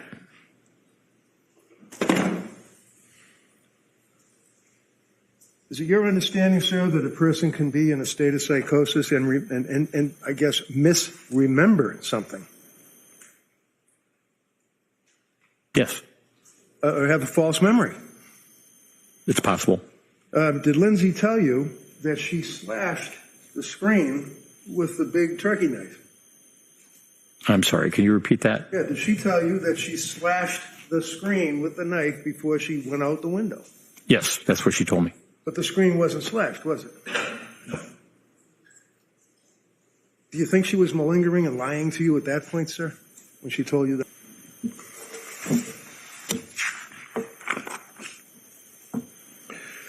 Lindsay betrayed her family by misleading her family. Remember saying that to this jury yesterday, sir? Portrayed? Betrayed is what you said. No, I said portrayed. So Lindsay portrayed and misled her family, is what you said to the jury? Yes. How she mislead her family? Well, in text messages, for example, in the days prior to the event, her parents had visited over that weekend, and the communications that she was providing did not give a sense of her state of mind regarding suicidality. Are you kidding me? They stayed up in their house to help them. Sustained. They stayed at the house, didn't they? Yes. Why did they stay at the house? I'm sorry? Why did they stay at the house? They were visiting. They were staying at the house. They weren't just visiting. Objection. Overall. Sleep over? As I understand. Okay, as you understand. How long did they stay at the house and sleep over? I think they came up for that weekend. They weren't there constantly. No. They came back and forth.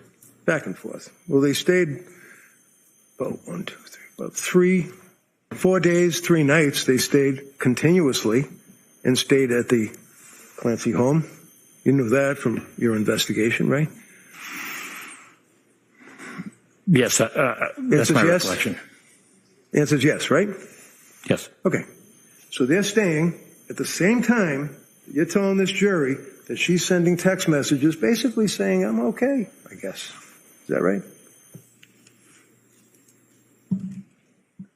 Following their departure, there were the photographs that Lindsay Clancy sent to her mother. She didn't send her mother photographs showing that she was smiling or happy with her family, did she? I think there was a photograph of her and the children by the snowman. No. Is that a bad thing to do that and send a picture of you with your kids making a snowman to your parents? No. Is that something, in your opinion, Dr. Sidoff's opinion for the district attorney, that a person who is involved with postpartum psychosis, postpartum depression, wouldn't take a picture of the snowman and their kids, send it to their mother?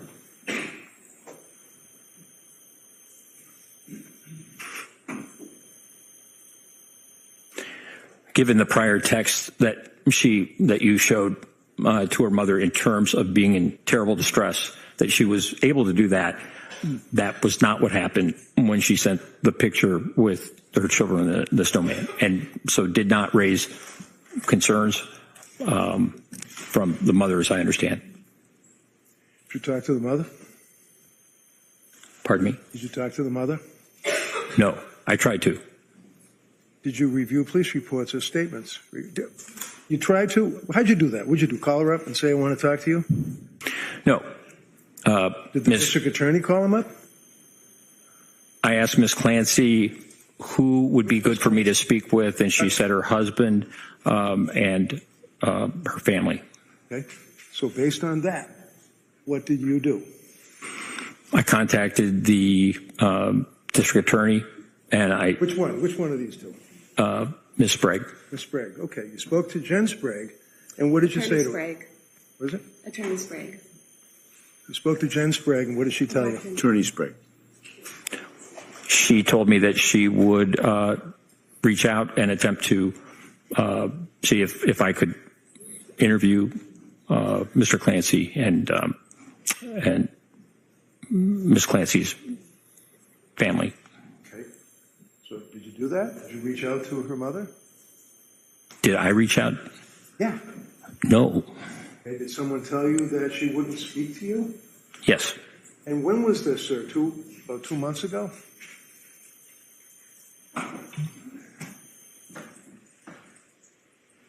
It would have been probably June 5th. This is August, right? Pardon me. August. We're in August right now, right? Yes. You called to speak to the mother in June, right? Yes? Come on. Yes. Okay. And when you called the mother, did she say, I did not call the mother. Okay, so the I did answer not is you call did the not mother. call the mother. Who told you that you couldn't talk to the mother? Miss Sprague. Attorney Sprague, please. Right. Attorney Sprague. Now, when Attorney Sprague called you and said you cannot talk to the mother, did it ever occur to you to reach out to me? You're being objective and all. No. Did you know, sir, that Lindsay had signed repeatedly every and any HIPAA form that was needed by the DA or the cops to get access to every single medical record that she had? Probably going back to when she was in grammar school. Did you know that?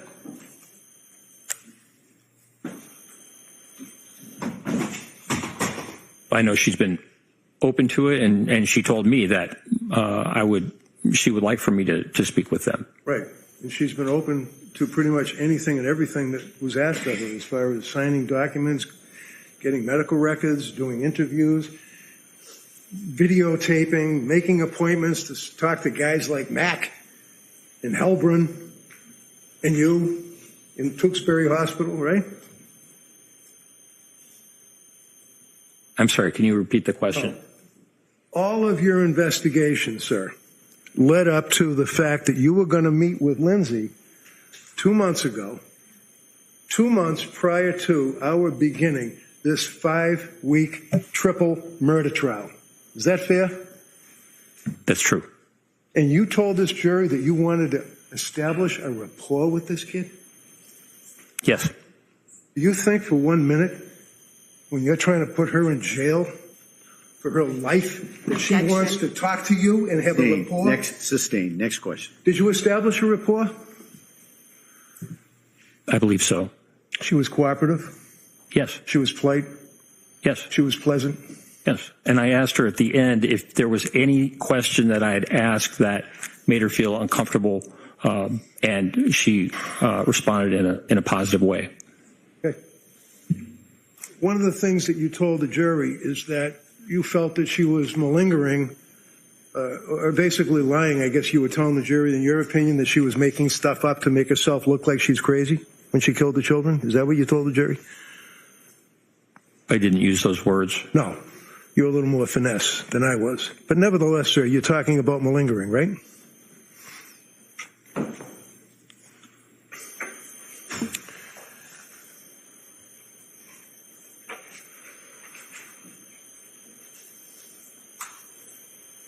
Yes, the statements about the auditory hallucination. Yes. Excuse me. Yes. The answer is yes. You were talking about malingering is my question. Yes or no, right? That's all. Yes. Okay. And when you're talking about malingering, sir, basically that would be when a person finds it in their interest to basically exaggerate or lie to an investigating psychiatrist, right? Correct. And that would be because it's in their interest, like I want to pretend that I'm crazy so a jury thinks I'm crazy and I don't have to pay for a crime. That would be in a criminal sense, right? Yes. Workman's comp cases, you know, a guy gets hurt in the truck and then they end up having interviews by guys like you to make sure to see if, in fact, they're legitimately hurt for a workman's comp claim, right? Yes. Or a civil case, like an auto accident, right? Yes. And there are tests that can be administered to people to see, from a psychiatrist standpoint, whether or not there is objective indicia of the fact that the person is indeed malingering. Yes. And what are those tests? Well, I'm not a neuropsychologist, but there's a test called the SIRS, also the TOMS test of memory. So there are certain tests that can be given by neuropsychologists to assess malingering about certain aspects, certain issues. You've also heard, I imagine, of the MMPI, which is the Minnesota Multiphasic Personality Inventory Test, right? Yes. And that's one that has different scales that you can examine to determine if somebody is lying or malingering or exaggerating or anything like that, right? Correct. And you know that Dr. Helbrun administered that very test to Lindsay about, I don't know, 2 months before you got there, right? Yes. Which would be about 4 months from now, where we stand now, right? Something like that. And would you agree, sir, that even though it would have been perhaps better to actually meet with Lindsay within the first 6 months after the incident, or a year even, or maybe even 2 years, but nevertheless, it still has reliability and validity, does it not, when it's administered to her? The MMPI does, yes. Okay. And you know, sir, that she, in fact, had no impact on the scales at all, with the exception of likelihood of suicide.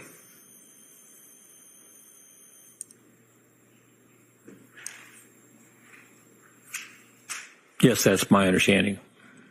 Indicating that, as far as that test that was administered to her by Dr. Helbrin, did not have any evidence at all. This kid was lying, exaggerating, suppressing anything. She was being truthful, right? Objection. Overall. About the questions that were on the MMPI, yes. And those questions, sir, pertain to personality traits, they pertain to her recollection, they pertain to all of the investigation that Helbrin was conducting, right?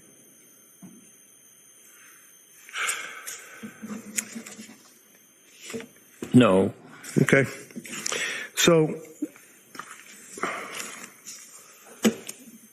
when the tests were administered and the results were provided, would you agree with me, yes or no, that specifically the test indicated that she was not malingering? Yes. Okay. You mentioned one of the other things that you were concerned. Oh, by the way, would you agree with me that Dr. Philip Resnick, as you indicated, is like a world-renowned person on filicide, or the killing of your children? He's also a person that is in the forefront pretty much worldwide on malingering, right? Yes, he has written about that. He's done more than write about it. He's basically given hundreds of lectures and many, many, many learned treatises, all about people that lie to psychiatrists to try to get away with something, right?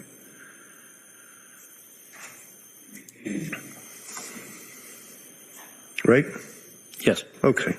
And you know, sir, that Dr. Resnick examined Lindsay, and one of the first things that he did was determine whether or not, in his opinion, she was malingering, lying, suppressing, exaggerating, or doing anything like that, right?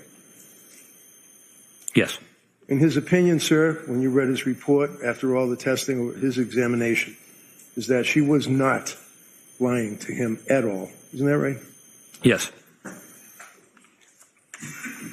One of the things that you referenced, sir, was you felt that Lindsay was lying about standing at the refrigerator and making chicken McNuggets or whatever, and carrots or peas or something. And you felt that that wasn't right because the child had already had a bowl and was eating, I think you told the jury, chicken nuggets and vegetables or something like that, right? Green beans. Green beans. Have you looked at the photograph, sir, that's in evidence in this case about that bowl? Quite some time ago. Does that show any residue of chicken nuggets or green beans in the bowl? Not that I recall. No, it shows like sliced up residue of a cucumber, possibly a carrot, like vegetables, right? Not that I recall. So there are 3 kids, one of which is an infant who obviously pretty recently got finished breastfeeding, is on the bottle, so he's not going to eat chicken McNuggets, right? Right. So we have 2 young children that have to be fed, correct? Yes. You have 2 young children that Lindsay indicated that she was at the refrigerator getting the chicken and the vegetables so that she could feed the kids, correct? Yes. Told you that she would not give the kids chicken McNuggets and vegetables in a bowl, that she would have a plate, right? Not necessarily. So when she was at the refrigerator, sir, it's your understanding that she was not being truthful? Telling you that? Is that what you're telling the jury? I think what I said was very inconsistent with what she had told Dr. Spinelli. So when she's at the refrigerator and telling you, your interview, I know you imported Dr. Spinelli's report, you imported Dr. Resnick's report, you imported Dr. Zeisel's report. When you were talking to Lindsay, did she tell you she was getting food for the kids out of the fridge? That's my recollection. Now, with all of the understanding in your testimony, sir, about the voices, correct me if I'm wrong. You're telling this jury and Dr. Satop's opinion, based on your experience and all of your writings and everything, that when one hears voices, they would be internal or external? To be legit. They can be either. Really? I'm sorry. I thought you said that they had to be a particular type, like not internal. If they're internal, they're probably lying. But that's not true. I'm wrong. The voice that Ms. Clancy told me about during the time of this event, she said was external. Okay. And is that consistent with your understanding, sir, of the research on auditory hallucinations? Well, some auditory hallucinations can be internal. So for people who are psychotic. And you were aware, sir, that Philip Resnick, Dr. Resnick, did publish the article in the International Journal of Law and Psychiatry in 2014 in conjunction with Simon McCarthy-Jones. You're aware of that learned treatise? Yes. And would you agree with me, sir, that in fact, just if some doctors might feel that hallucinations auditory must originate from the exterior as opposed to interior, would you agree, sir, that in this article, claim number 1, doctors may say, voices are typically heard as coming from inside the head, with the corollary that voices heard as coming from outside the head are atypical? Would you agree with that? That was not my recollection of the research. That okay. I understood that it was a minority of. No. Excuse me. It doesn't matter what you. Oh, hold on. Good. Next question. I'm going to approach you with the article. We've already established. Go after it. Right into it. All that. Okay. It was quite some time ago. Sure. Let me put your papers over here just so I don't knock them over. So, if we can share that. Do you want me to say it? No, I want you to share it. Put it right here so I can look at it. Okay. All right. Well, would you agree, sir, that it says voices are typically heard? This is a claim number 1. In other words, doctors would feel voices are typically heard as coming from inside the head, with the corollary that voices heard as coming from outside the head are atypical. Did I read that right? Yes. Okay. And what does atypical mean? Atypical means unusual. All right. And this article is saying that there are psychiatrists that feel that voices heard outside of the head, auditory hallucinations, are indeed not legitimate. Is that fair? That was the old original way of thinking. That was the way it was taught at one time.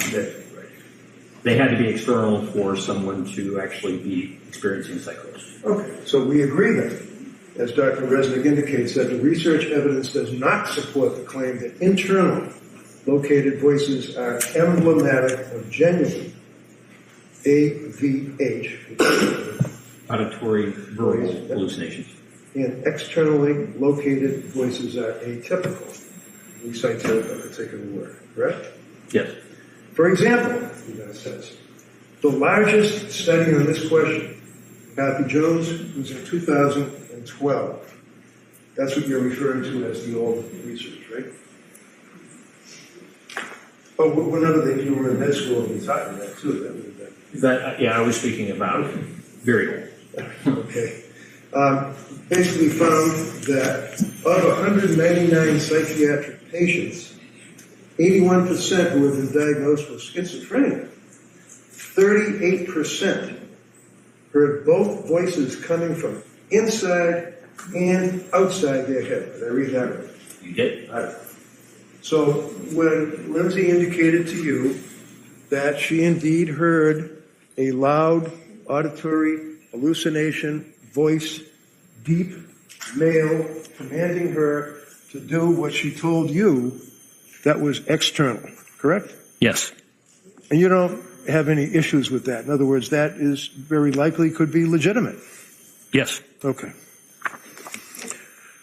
Now, if you take a young woman who, as the evidence has shown, is suffering with her medical condition and psychiatric condition and seeing doctors and being prescribed medications and reaching out to people for help and suicide hotlines and people down in Rhode Island and McLean Locked Wards Institute. If I hold an opening statement, sir, would you agree that in her efforts to maintain control, she, meaning Lindsay, withheld... Form of the question? Yeah, if we could approach. Sure.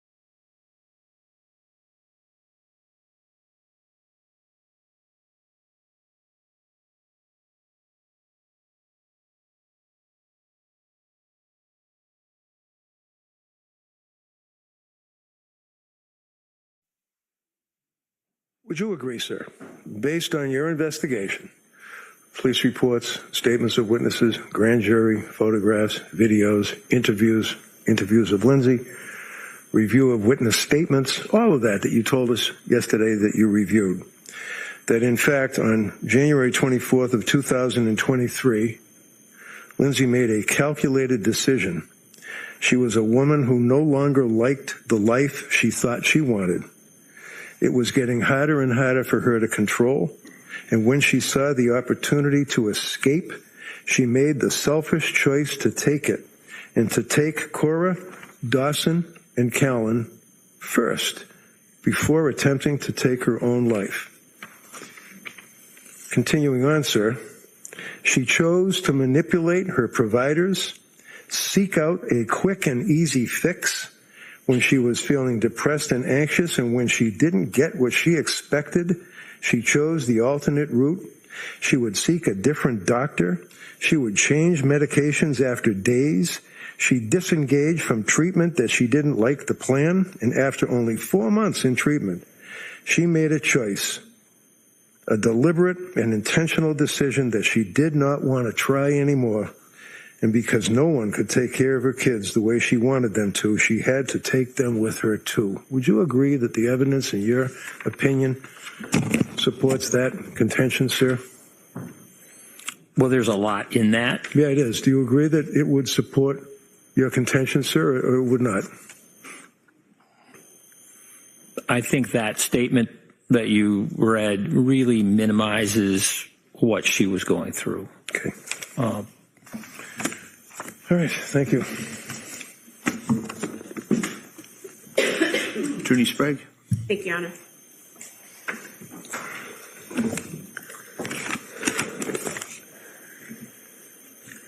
Sir, you were asked during cross-examination about your work as a forensic psychologist, prisons in Virginia. And about that work and kind of minimizing what your experience was there. What was your work there? What did that entail? Well, I continued to work there, and I continued to teach students in that system.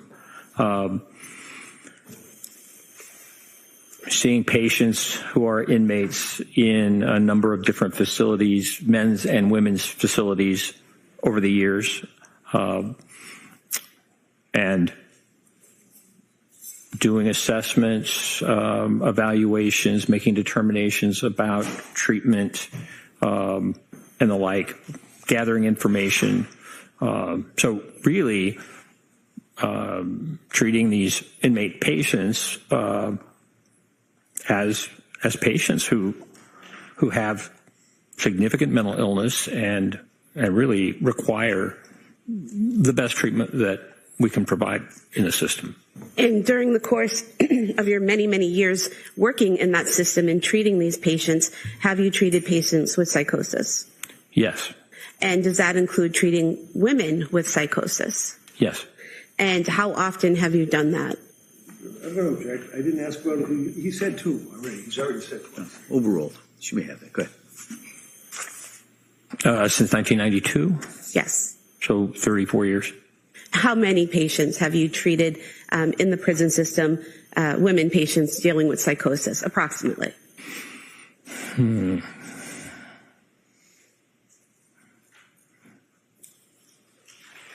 Several hundred. And are there certain common signs or symptoms that these women display who have psychosis?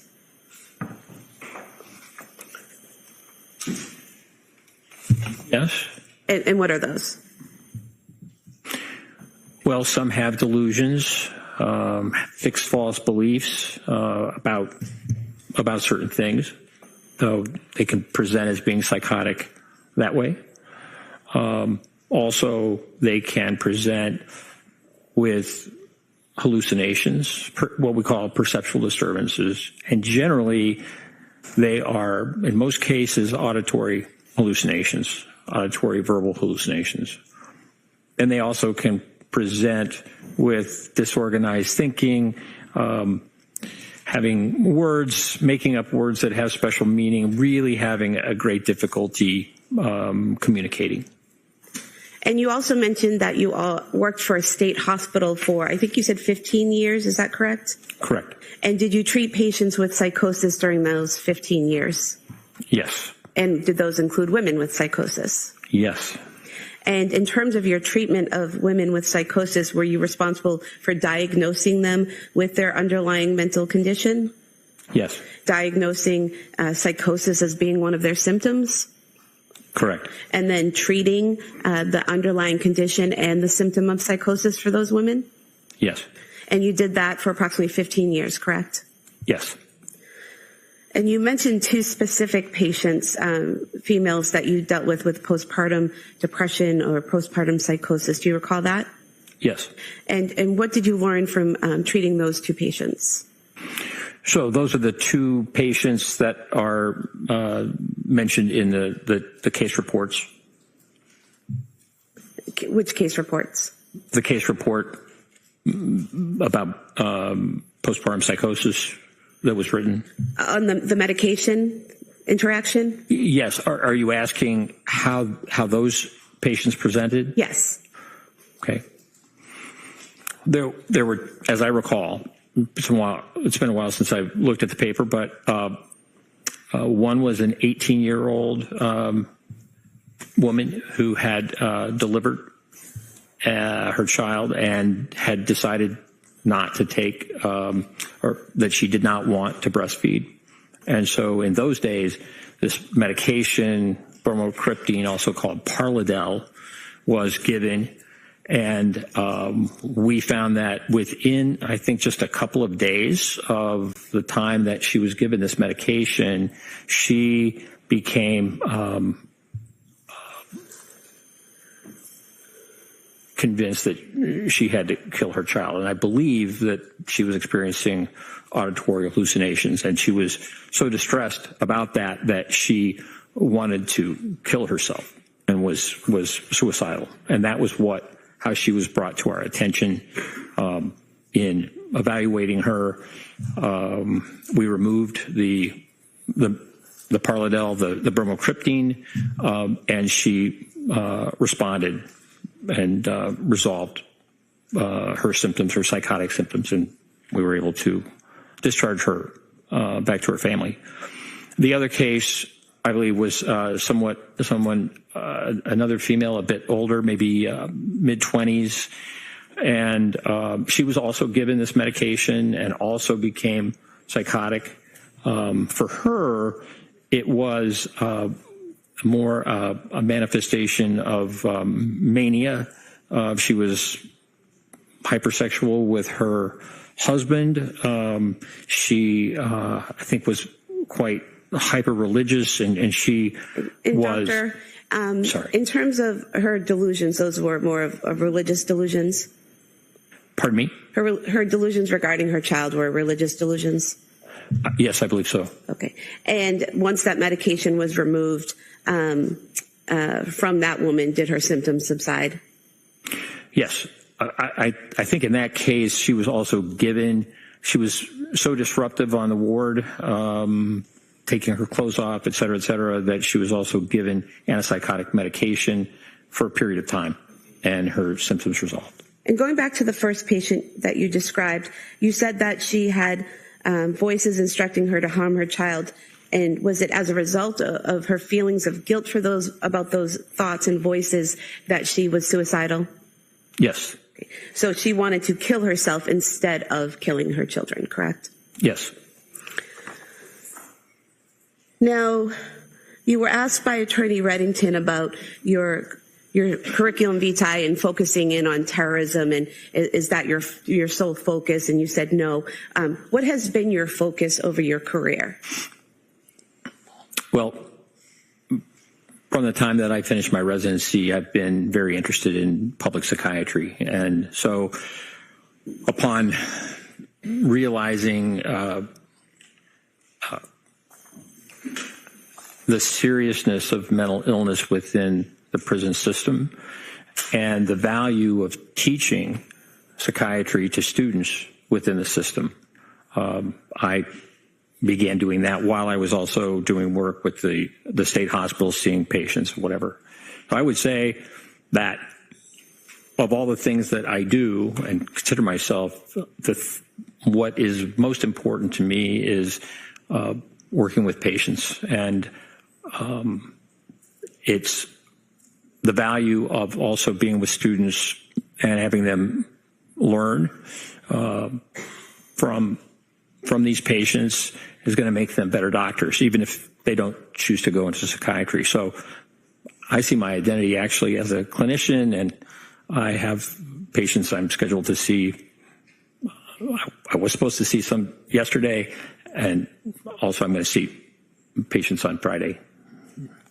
And Doctor, defense counsel asked you about the onset of postpartum depression and postpartum psychosis, and you had said that the DSM-5 lists postpartum onset within 4 weeks, correct? Correct.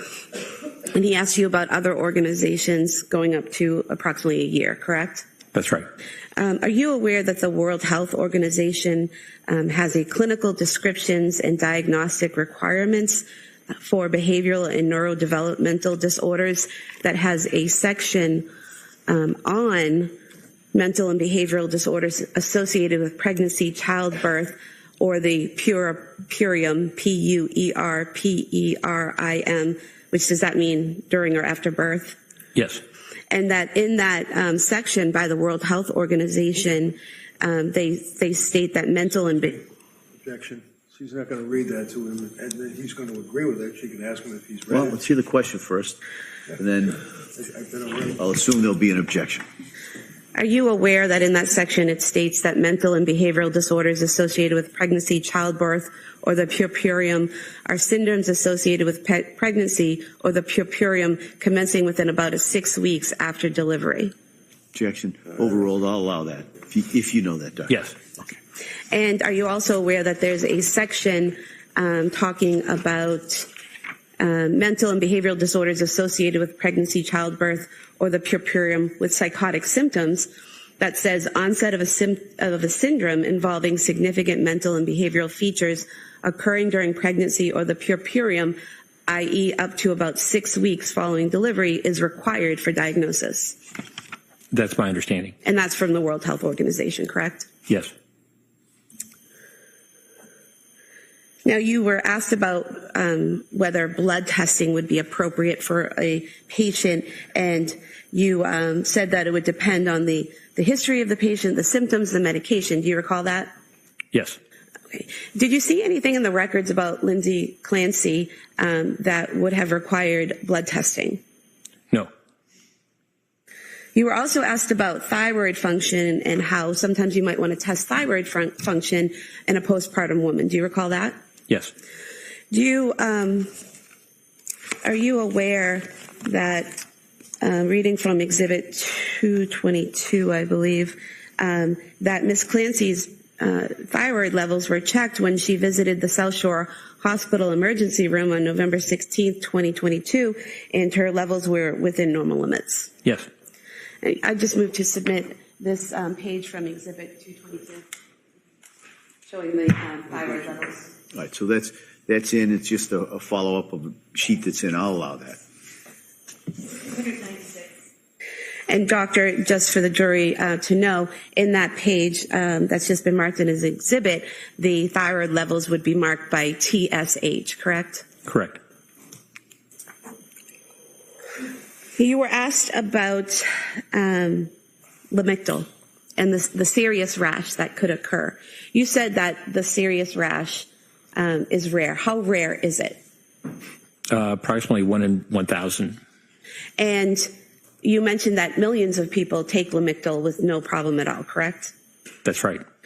And is there anything that providers do to be aware of the potential for the rash, and to explain that to patients, and to try to just basically keep an eye out to see if the patient's developing that symptom?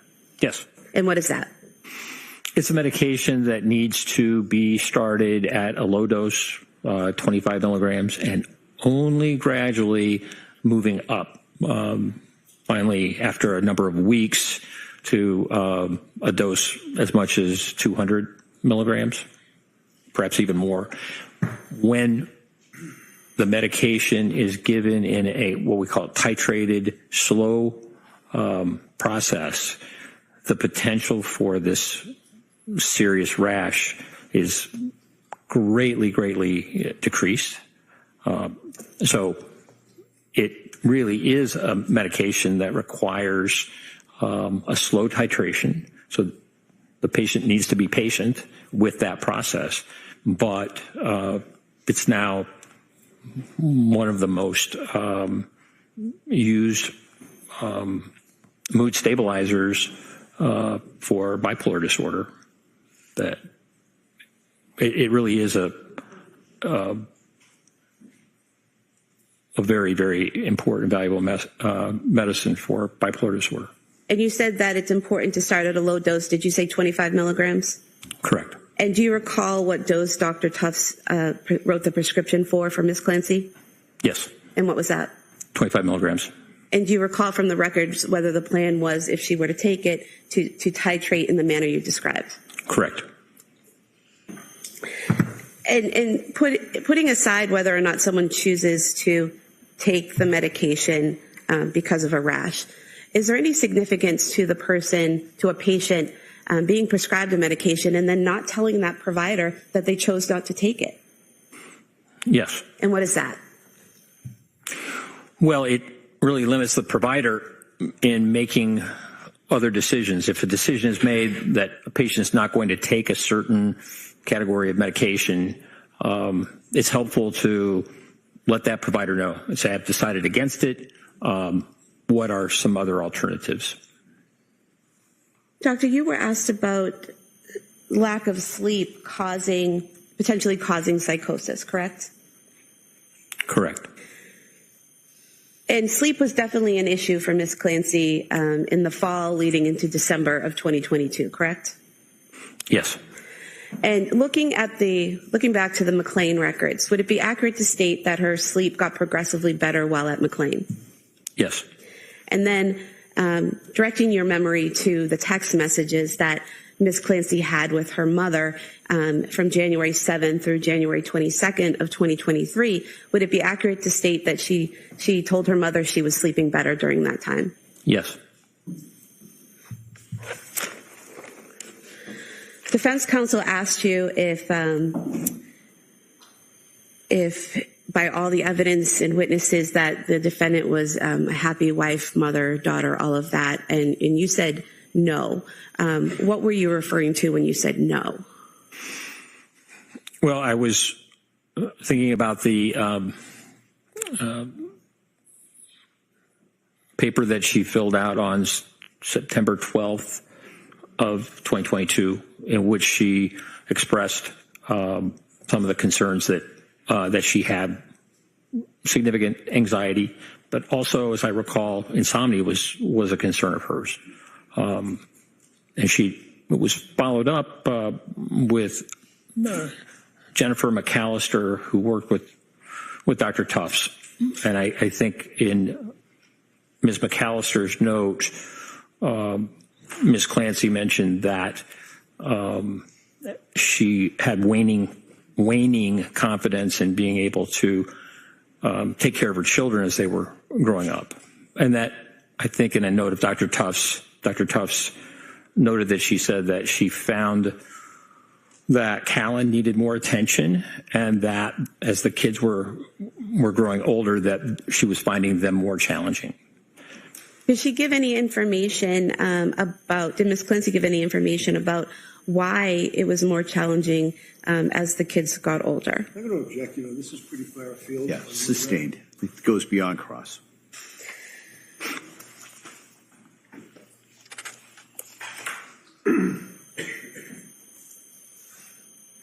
So, Doctor, defense counsel asked you about Dr. Tufts and her treatment of the defendant, and mentioned repeatedly how she had only been in the practice on her own for a few months. Do you remember that?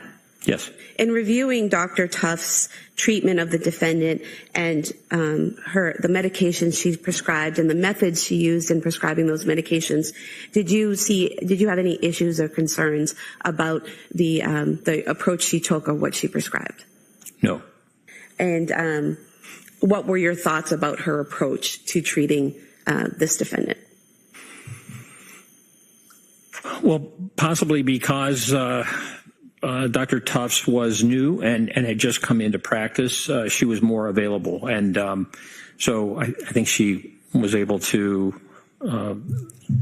see Ms. Clancy over video 14 times. And, for example, when Ms. Clancy was discharged from McLean, the request from McLean was that she needed immediate outpatient follow-up, and so Dr. Tufts arranged it the following day. And so there were some weeks where Dr. Tufts saw Ms. Clancy more than once a week. And I will also say that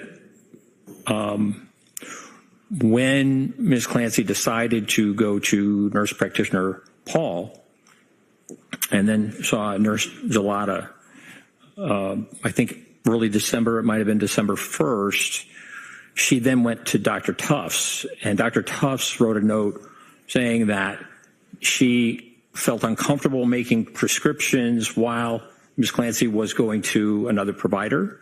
But in that note, suggested that Lamictal could be helpful. So Dr. Tufts was very responsive to concerns of Ms. Clancy in terms of seeing her.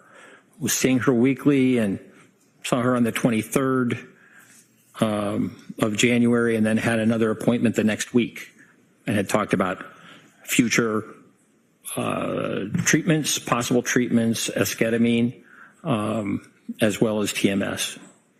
So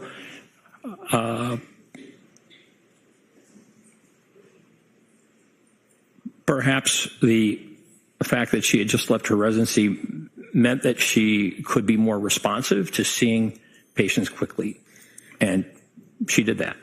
And speaking specifically to the prescribing, prescribing which medications she's prescribed, which doses, what different options she tried. Did you have an opinion based on your training and experience of Dr. Tuft's method with prescriptions? Yes. And what was that? I felt that the prescribing was very reasonable. How so?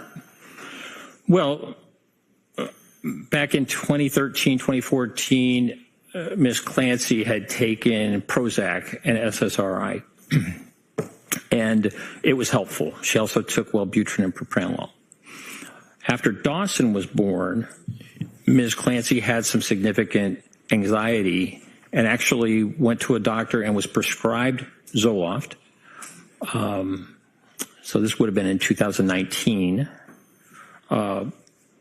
But then decided, 2019, early 2020, but then decided not to take the Zoloft. Her anxiety symptoms resolved. It was a difficult time, particularly as she got older because of COVID. But she decided that even though she had the prescription of Zoloft, she decided not to take it. The anxiety that she experienced after Callan's birth was more significant and lasted longer. And so she went to Dr. Tufts, who got a history of Ms. Clancy having taken the Prozac and done well on it, having seriously considered Zoloft to the extent that she got a prescription for it, decided not to take it, that Zoloft at 25 milligrams, which is the lowest dose, starting that, would be a reasonable choice. Really, perhaps the most reasonable choice of an antidepressant, given Ms. Clancy's history up to that point. I believe that there were only 7 pills taken. Ms. Clancy was directed to take 25 milligrams for a week and then increased to 50 milligrams, two tablets, but had, I think maybe after 5 days, taken that increase and increased from 25 to 50 milligrams, and then had the adverse reaction of insomnia, very significant insomnia. And in terms of after seeing the effects from the Zoloft and stopping that prescription, the various prescriptions that Dr. Tufts tried with the defendant, did you have an opinion based on your training experience about whether that trial and error process and what she prescribed and what she tried with the defendant, whether that was reasonable? Objection. Overruled. Yes. And was it reasonable? Was it reasonable? Yes. Yes. And how so? Well, Ms. Clancy, after having the insomnia, was very upset and concerned, as anyone would be. I think that was around October 21st. And so Dr. Tufts assessed her and told her to stop the Zoloft and started her on Ativan, I understand, and Benadryl. And that medication was helpful for a while. But Ms. Clancy was concerned about Ativan, benzodiazepines being addictive, and concerned about getting hooked on these types of medications. And that is a concern over the long term. And so part of the process was to see if she could be treated effectively by decreasing the benzodiazepines or maybe giving her a longer acting benzodiazepine. The medication buspirone was prescribed by Dr. Tufts, but Ms. Clancy, in a note. Excuse me, Doctor, I apologize. Can I have a standing objection to the rambling answers? This is redirect. I object. Right. We can see counsel. I just want to put something on the record. Counsel.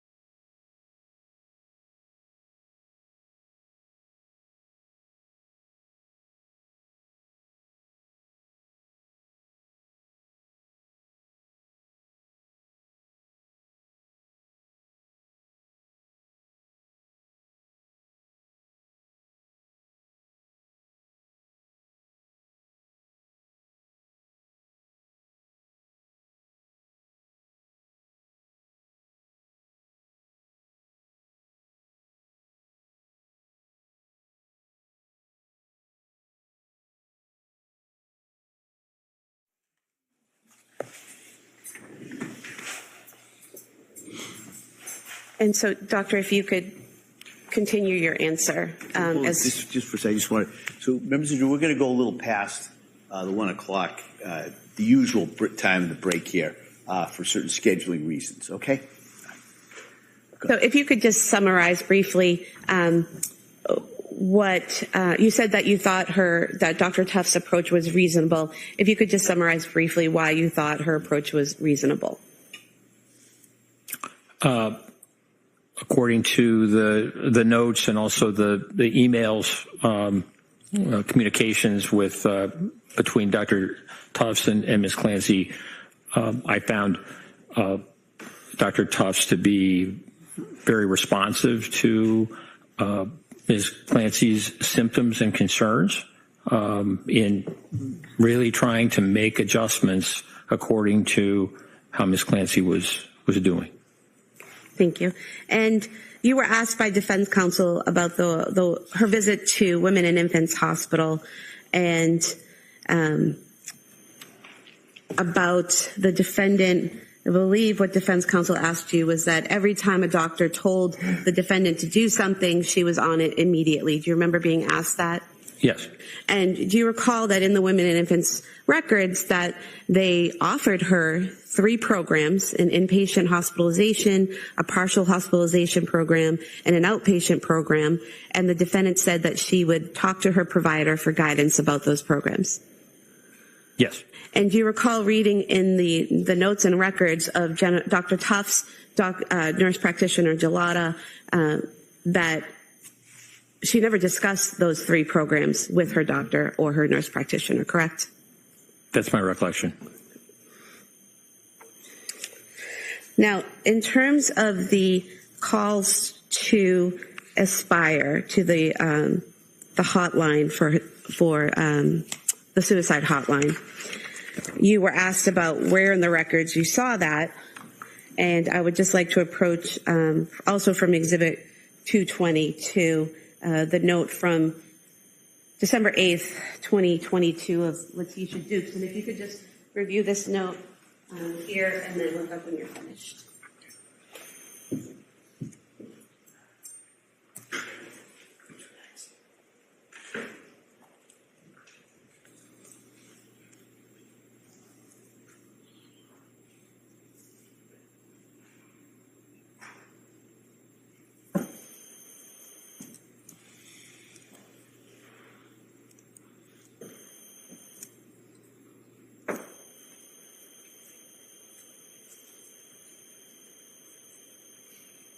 Yes. Doctor, is this the record that you were referring to that gave you the information about the defendant's call to the suicide hotline? Yes. And reading from this page from the exhibit, page 45, it states that patient contacted Aspire Crisis Support. She met with an Aspire clinician virtually and was told that she did not meet the criteria for inpatient treatment due to not having an SI plan. That's a suicidal ideation plan, correct? Correct. And then reading again, Aspire clinician recommended that the patient attend a day program. The clinician said he would be sending the patient resources. Clinician informed the patient that it would be beneficial to attend an IOP or a PHP to help the patient build coping skills and build community. What's an IOP and a PHP? Do you know? PHP is partial hospitalization program, and IOP is, I believe, an inpatient program. And so when the defendant called the suicide hotline, she told them she was having suicidal thoughts, correct? Correct. But she told them she did not have a plan, correct? Correct. And they didn't just hang up on her. They sent her resources and recommended a day program and a partial hospitalization program or an inpatient program, correct? Correct. Move to submit these two pages, 45 and 46, as the next exhibit. They're apart from Exhibit 222. All right, subject to the same objection, I'm going to, that may be admitted. 197.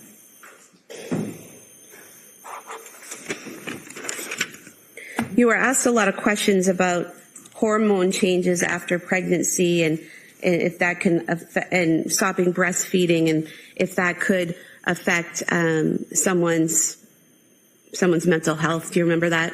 Yes. And you said something about the timing matters. Why does the timing matter? Well, after lactation and a postpartum period, and it may be the decision for a woman to stop lactation can occur at various times, not just during a circumscribed 1 month period. But stopping lactation causes a decrease in prolactin levels and an increase in estrogen and progesterone. And it really depends on when someone decides to stop breastfeeding. Those significant hormonal changes that are tied to breastfeeding or lactation. And so that's why timing, and the time is important to see at what point did breastfeeding stop, and at what point are we seeing symptoms. And doctor, with the defendant, the breastfeeding stopped sometime in October, is that correct? Yes. And then looking ahead to January 24th, 2023, would you still be expecting to see hormonal problems from stopping breastfeeding in October in January, that many months later? No. Now, you were asked about the statements Patrick made regarding his interaction with the defendant when he found her outside in the snow. And is it correct that he told you he found her and said, "What did you do?" And she said, "I tried to kill myself"? Yes. And did he then say, "Where are the kids?" And she said, "They are in the basement"? Yes. Did he then tell you that he then called 911?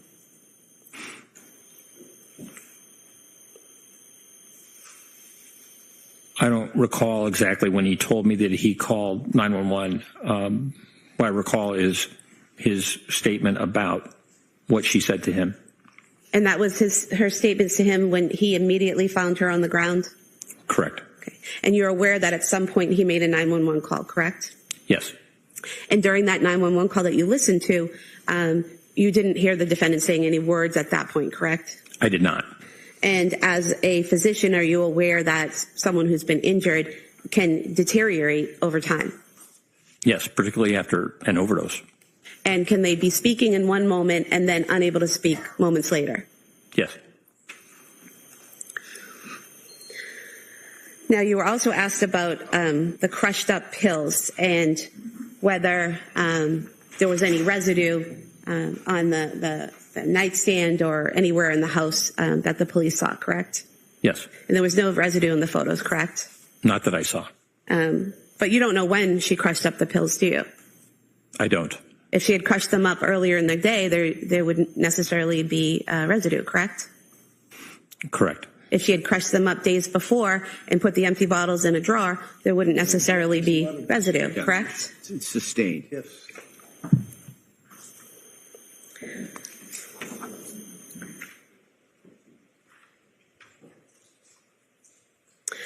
There were many texts between the defendant and her mother in January, correct? Yes. And from January 7th until January 22nd, when Ms. Clancy's mother and father visited her at her home, the text messages clearly indicated that they were in two separate locations, correct? Yes. And in those text messages, the defendant repeatedly told her mother that she was doing a little bit better, sleeping's a little bit better, correct? Yes.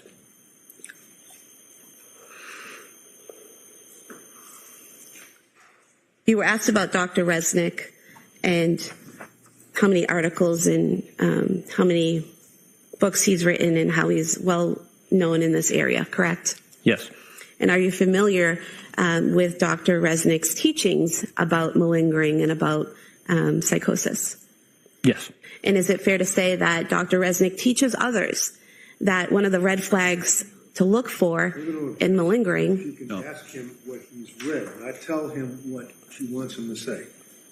No, hold on. Let me hear the question first. Are you aware that one of the red flags that Dr. Resnick teaches to look for in malingering and faking hearing voices is that someone automatically obeys a command? Yes. That's stricken at this time. Can I see counsel?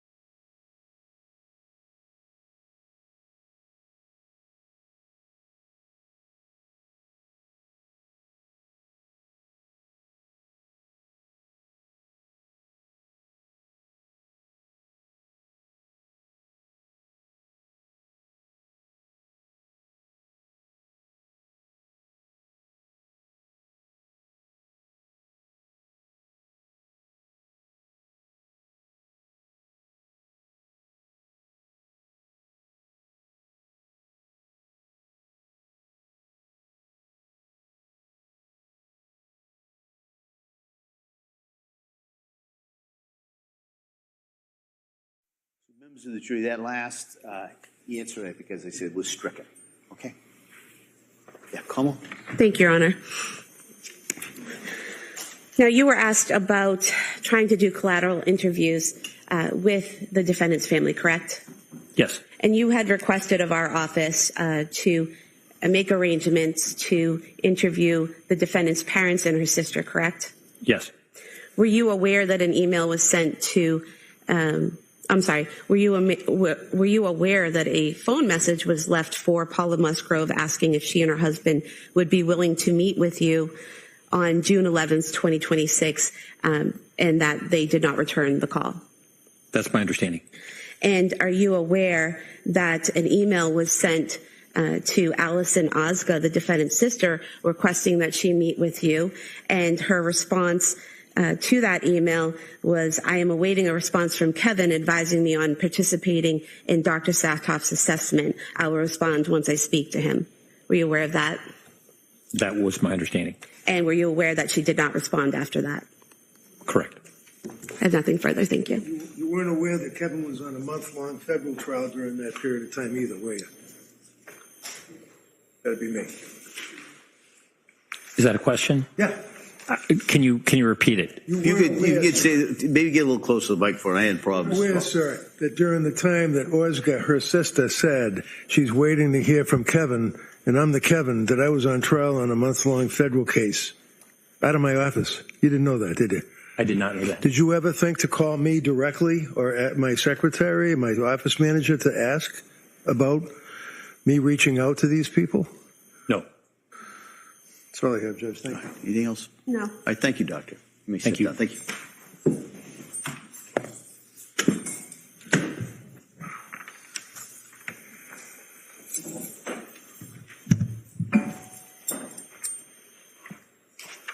All right, Attorney Sprague. Commonwealth rests. All right.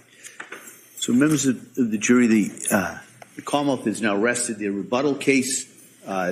So you have the evidence. All right. And so at this point, what I'm going to do is excuse you till tomorrow morning. All right. And tomorrow morning, you should be ready. We're going to have closing arguments and legal instructions in the morning. And then the jury will begin deliberating. All right. So that's tomorrow. So I would suggest go home, rest up, and be ready for tomorrow. And so you now have heard all the evidence. For the first time I can say that. You've heard all the evidence. But you haven't heard the arguments from the attorneys. You haven't even heard, like I said before, the law that you're to apply. So you still have to keep an open mind. All right? So those instructions that I gave you for the last 4 or 5 weeks, they're doubled down today. All right? Don't read anything. Don't talk about this. Don't watch anything.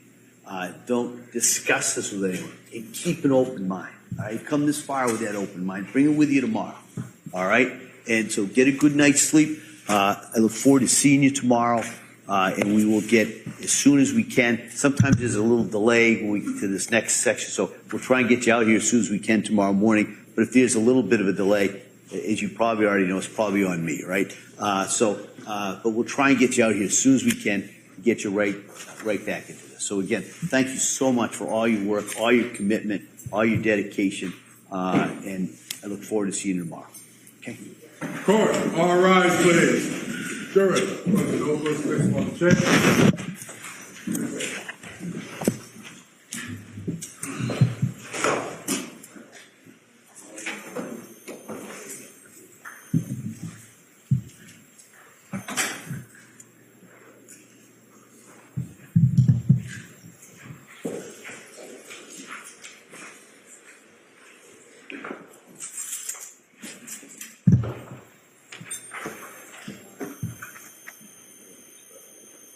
Jurors, back to the floor. Let's go to the session. All right. What I thought we'd do is maybe I'll hear from the defendant in regards to any motions at this point.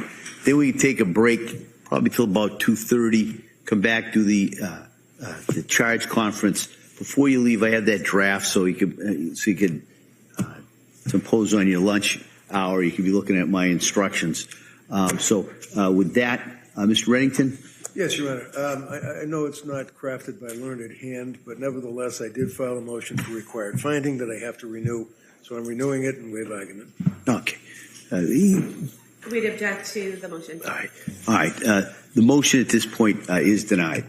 All right. And so we will be in recess till 2:30. And if council can just wait, and I'll get those copies. I should have brought them out with me. They're in my lobby, and then we'll be in recess. All right. Thank you, everyone. Court, all rise.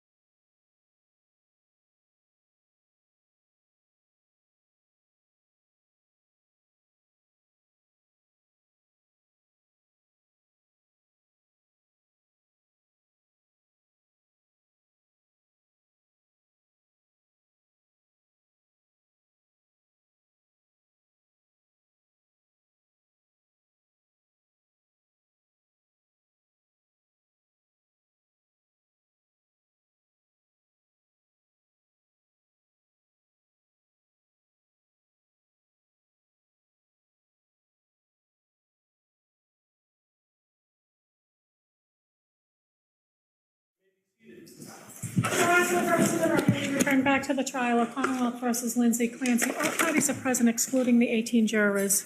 All right. All right. Counsel, I thought we'd have our charge conference at this time.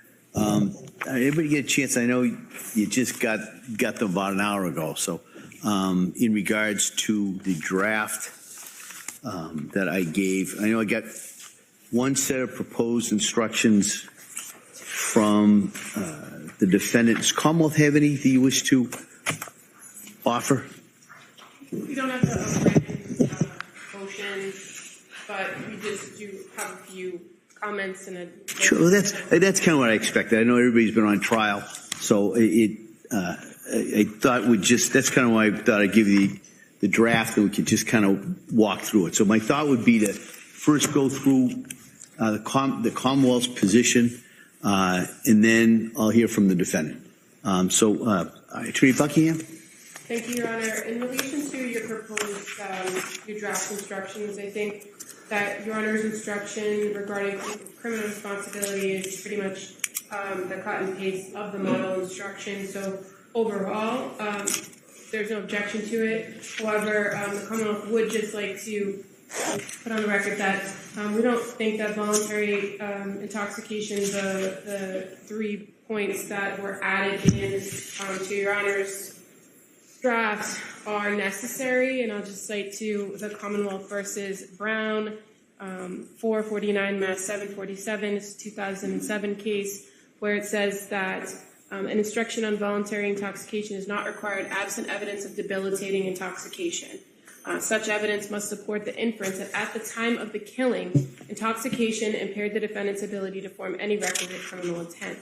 And so in this case, I understand counsel is going to argue, medications, and he's free to argue that to the jury. But as far as instruction goes, we're talking about criminal responsibility. We're talking about mental status at the time of the event, on the day in question of January 24th, 2023. There is no evidence to support that there was intoxication to a debilitating effect, as the Brown case indicates. I think what the best evidence the court has is that the defendant in her journals and in some statements that she made to the experts indicated that at the time of proving that defendant was criminally responsible. So I understand and have no problem with, I would think, all the way from it is for you to determine.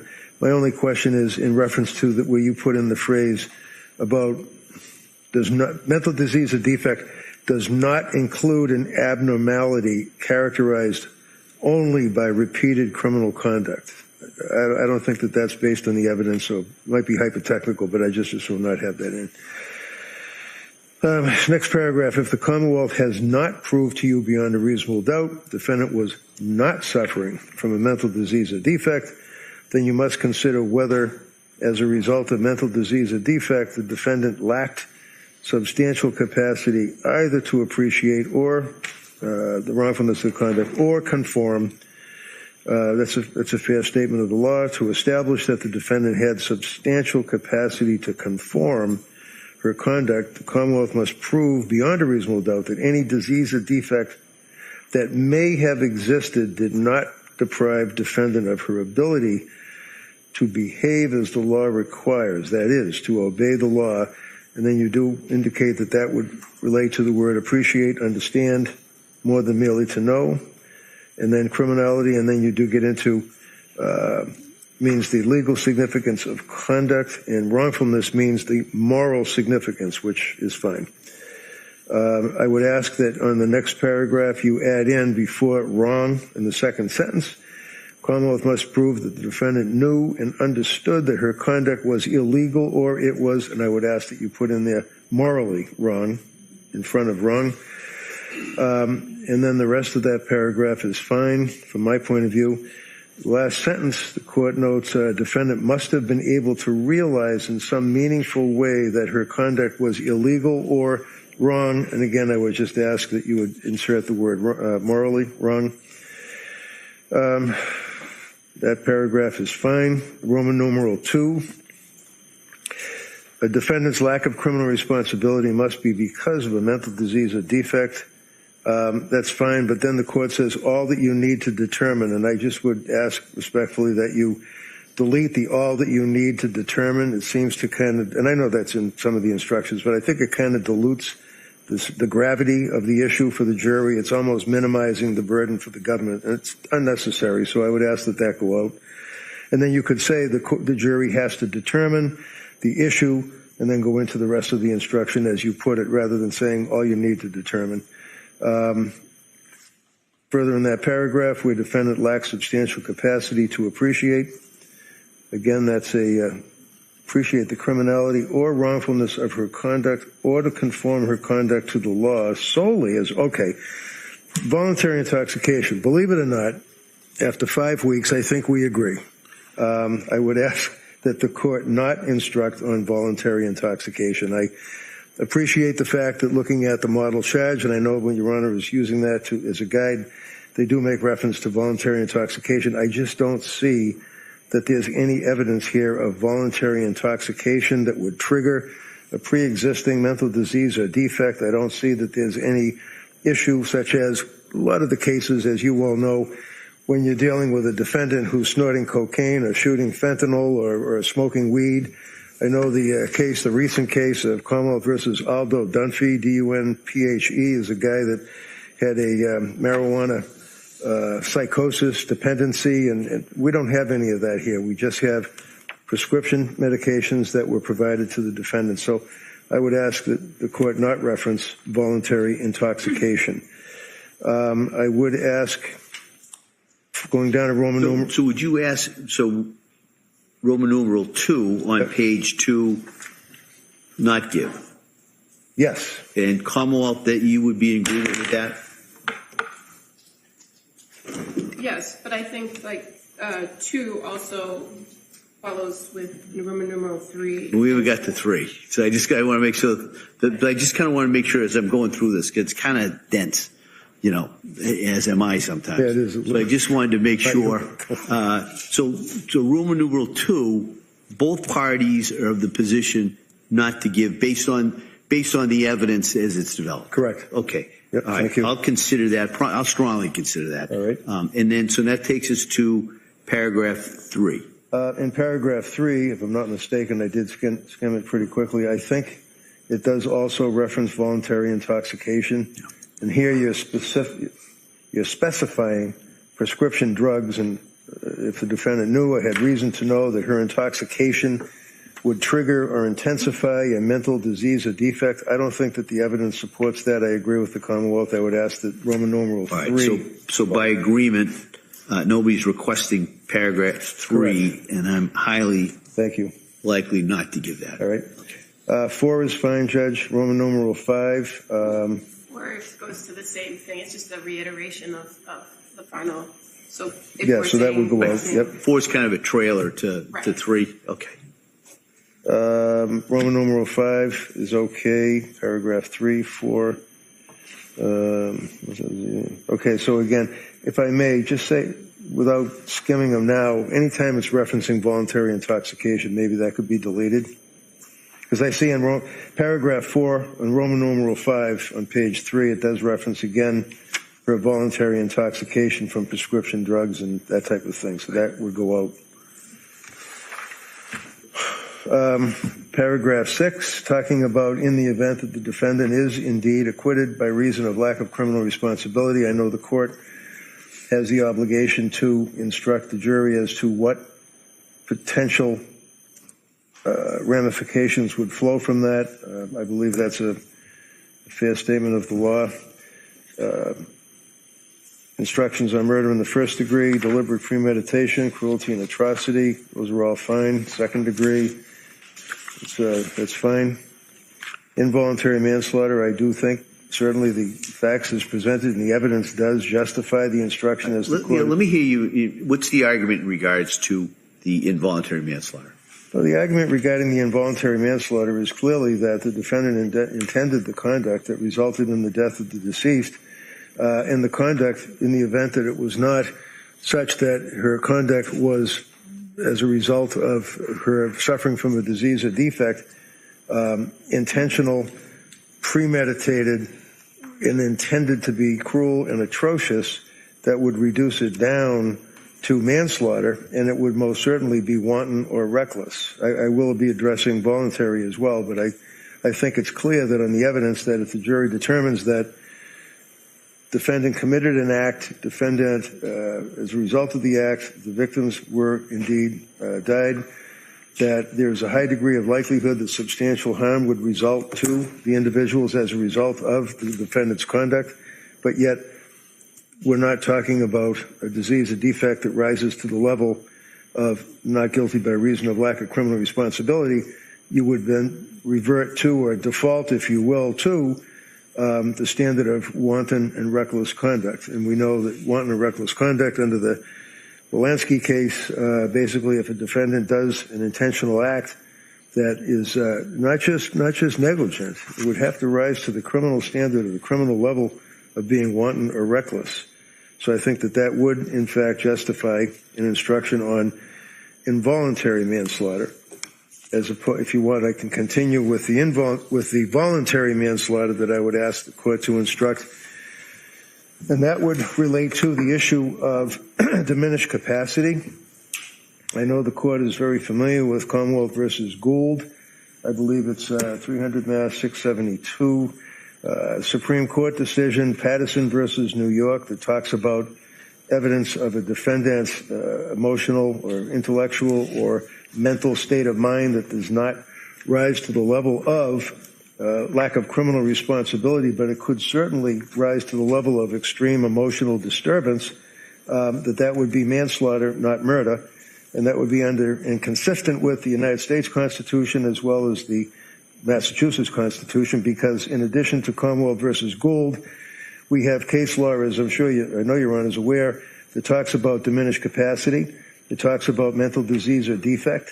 If in fact there's evidence of a mental disease or defect, mental impairment, but it does not rise to the level of lack of criminal responsibility, then under all of those cases I just cited, plus Garabedian at 399 Mass 34, as well as my old case of Thomas Toolin, 490 Mass 698, you can have evidence of mental disease or defect that does not rise to the level of lack of criminal responsibility, but it would mitigate or reduce from the ability of the person to know that what they're doing is in fact cruel and atrocious, to know what they're doing does constitute premeditated malice, a forethought.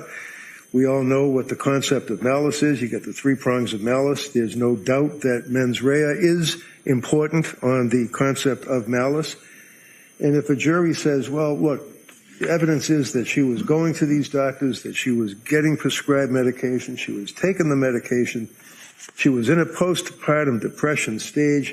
I don't buy the postpartum psychosis, but I think that clearly she was over-medicated or had medications that she was involved with, plus her postpartum depression. That would then justify them to say it reduces her ability to think, to react, to know as it relates to malice, which under those cases I cited would reduce to voluntary manslaughter. So that would be voluntary manslaughter. The willful wanton conduct would be involuntary manslaughter. Reasonable doubt obviously is fine. All the rest of the instructions that you gave, or that you would give, are fine. I would ask that the court consider the prospect, and by way of considering involuntary intoxication. And I did cite a couple of cases, Commonwealth versus Wallace and Darsh, Piantadozzi, as it relates to evidence of involuntary intoxication. And that would apply if, in fact, there's no intentional ingestion of cocaine or some type of illicit drug, but in fact it's a prescription drug that she was ingesting consistent with the drug instructions, if you will. The drug laboratories and the pharmaceutical companies, they market these products. They have, some of them have black box warnings on them. We've talked about that a little bit in this trial, talked about the age cutoff, but nevertheless, it's scary stuff. You're talking the selective serotonin uptake inhibitors, you're talking about tricyclics, you're talking about antipsychotics. So if, in fact, this young lady did not have a disease or a defect that rose to the level of lack of criminal responsibility, but as a result of the drugs that she was prescribed, not abusing, not mixing with illegal or illicit drugs, that would allow a jury to determine that it would be manslaughter based upon the involuntary intoxication. And finally,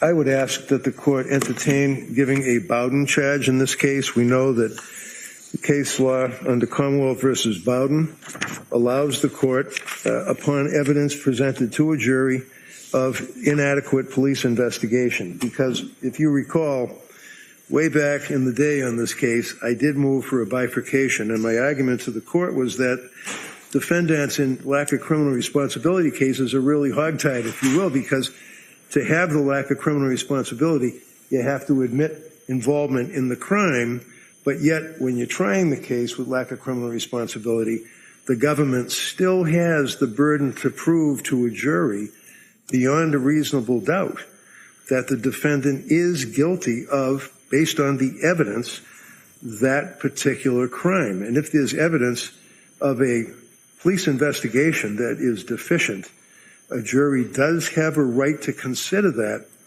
as a basis of an acquittal. They can consider that for purposes of finding reasonable doubt based upon the lousy investigation.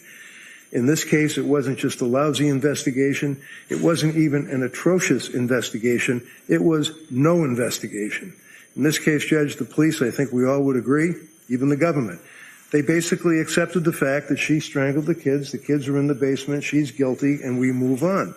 They didn't investigate anything. They didn't test the screen. They didn't even take a picture of the screen. They didn't see if there's any blood on the screen. There's no crushers for the alleged crushing of the medications. There's no indication that there's powder that she was crushing the medication to ingest the medication. There's all sorts of questions regarding the blood spatter, the blood. The police never investigated. They come into the court, they talk about their investigation through the crime scene laboratory and state police, and every question that I would ask about the door, about the blood drop on the door, about the siding, they come 6 months later or whatever, they take the siding, it's degraded, they can't even test it. I could go on and on and on with the horrific investigation in this case. So I think it would be fair for the court to instruct them on Bowden. That's it. All right. Commonwealth, I know there was one, there were two requests I think that were, you may not have been aware of, but I wanted to give you an opportunity to be heard. One is the Bowden instruction. Also, one is the voluntary manslaughter. Before I let you do that, if I'm looking at the instruction that I have as a possible instruction regarding involuntary manslaughter, Mr. Rankin, if we took the word involuntary out of there, doesn't that instruction there apply to the argument that you're making, considering the last paragraph? I'm sorry, which paragraph? Yeah, it's on page 8. Okay. We're talking about the manslaughter instruction. Yes, I do. It's in the last paragraph. It talks about the ability to consider evidence from either a mental impairment or consumption of the prescription drugs. No, I agree with that, Your Honor. If we were to fashion that, I think that instruction would. So just one instruction. Voluntary, involuntary, it doesn't really matter. That's what I wanted. That's kind of what I was thinking. Just to go. I agree with if that. I give it would just be one instruction, and I wouldn't name it either involuntary or voluntary. It would just be if I give that. Okay. All right. And I think Attorney Buckingham, I don't know. I know the Commonwealth objects to that anyway, so I'm not asking for the assent on that. But what about the Bowden instruction? So, Your Honor, we would object to the Bowden instruction. Again, counsel is free to argue whatever he wants about the police investigation in this case, but as far as failures of the investigation that have been identified in the course of the trial, I don't see that there is any. And everything that Attorney Reddington just said about what they didn't test, they didn't test the screen. Well, there's clear photographs of the screen and the condition of the screen, and that was very apparent. That was done on the day of the incident. It was documented. Witnesses testified about that. Witnesses gave statements about the window in and of itself. The blood on the outside of the house was observed. There's been adequate testimony about why it wasn't swabbed on that particular day, and there also has been adequate testimony about subsequent decisions to go back and get information or get the swabs from that area and what testing was done, and that there was testing done to identify that it was the defendant's blood that was on the outside. So I think that the evidence, the claims have been made, but the evidence shows that there has been an adequate police investigation. The only point of contention appears to be the drawer and the pill bottles, and there's been some claims made about things that were not done about those things. But again, I think there's been adequate testimony about why those things weren't flagged on that day of the incident. Police weren't aware of the fact that there was actually an ingestion of medications on that particular day. And when they did notify, or when they were aware, we had prescription bottles that were provided by Patrick Clancy, but those bottles in that drawer conveniently never got produced for testing or further analysis. So I think, again, he's free to argue it. I don't think it rises to the level of an instruction. And just to kind of as a side note on a comment about involuntary instruction, I don't think there is a one. So I would ask that the court not consider that, because I don't think there is an actual instruction about it. Again, counsel's free to argue that in the form of intent, in the form of whether, the Commonwealth has met its burden regarding criminal responsibility. But as far as I can find, there's no particular instruction on that. And if Your Honor were to provide an instruction, then according to the case law, if it's raised to that level, then we would have the burden of proving voluntary consumption, which would put all of that back into play that we've now just agreed. All right. Well, I am going to give a manslaughter instruction in line with basically what's on page 8. I am not going to give a Bowden instruction. The defendant is free to argue that any deficiencies that he feels that are in the investigation, certainly free to argue. I will not give the voluntary intoxication instructions in regards to the criminal responsibilities. So I'll have a better draft in the morning. But I just kind of wanted to let you know what the instructions are, so that you can prepare your closing arguments. In speaking of those closings, how much time do you think you may need on that? I'm usually pretty quick. I would say half hour. All right. I was thinking more of an hour. All right. I was thinking of all the testimony, all the exhibits. If the parties want an hour, you don't have to use it all. And like I said, I've seen all three of you try cases, so I know you'll be making progress. So if it gets to 1 hour and 1 minute, I'm not going to push the button. So just so we can kind of have some estimate. All right. Anything else we need to address, you think, before tomorrow? No, thank you. No. All right. Well, Counsel, again, thanks for all your efforts in regards to this. So I'll have a full copy of this first thing in the morning, and we'll do arguments of charge hopefully as soon as we are ready tomorrow morning. There is one other minor matter that we've talked about. There is that police report, the security sergeant from the hospital, Brigham and Women's, that we're going to redact and just reduce to like a paragraph. She's the one that I summons, but she's on maternity leave. And we could introduce that, just that one paragraph. And we're missing one exhibit, which is the Infants Hospital in Rhode Island, but we're going to look and see if the government has it. We don't have it. I thought that, but we'll double check. I thought that defense had decided not to put in anything from that report because he was going to provide a proposed stipulation for that portions of that report, and then he didn't, so I didn't think that, and then we both rested, and then I rested again, so I didn't think that was coming in, but I'm happy to look over what defense is wants to stipulate to. All right. So why don't we do that? If there's a need to technically reopen the case so that the parties could put in what they thought they put in, if it's by agreement, if it's just in regards to some of those records, I think we could do that. So, anything else? No. Oh, how about redactions? That was the other thing. Was it just that one report, or a couple reports we're going to have to deal with? I believe that everything that required redaction has been redacted. All right. I think so. Yeah, I'm not aware of anything we have. All right. I'm just asking. All right. All right. So thank you very much. We'll see everybody tomorrow morning. All right. Thank you. Court, all rise.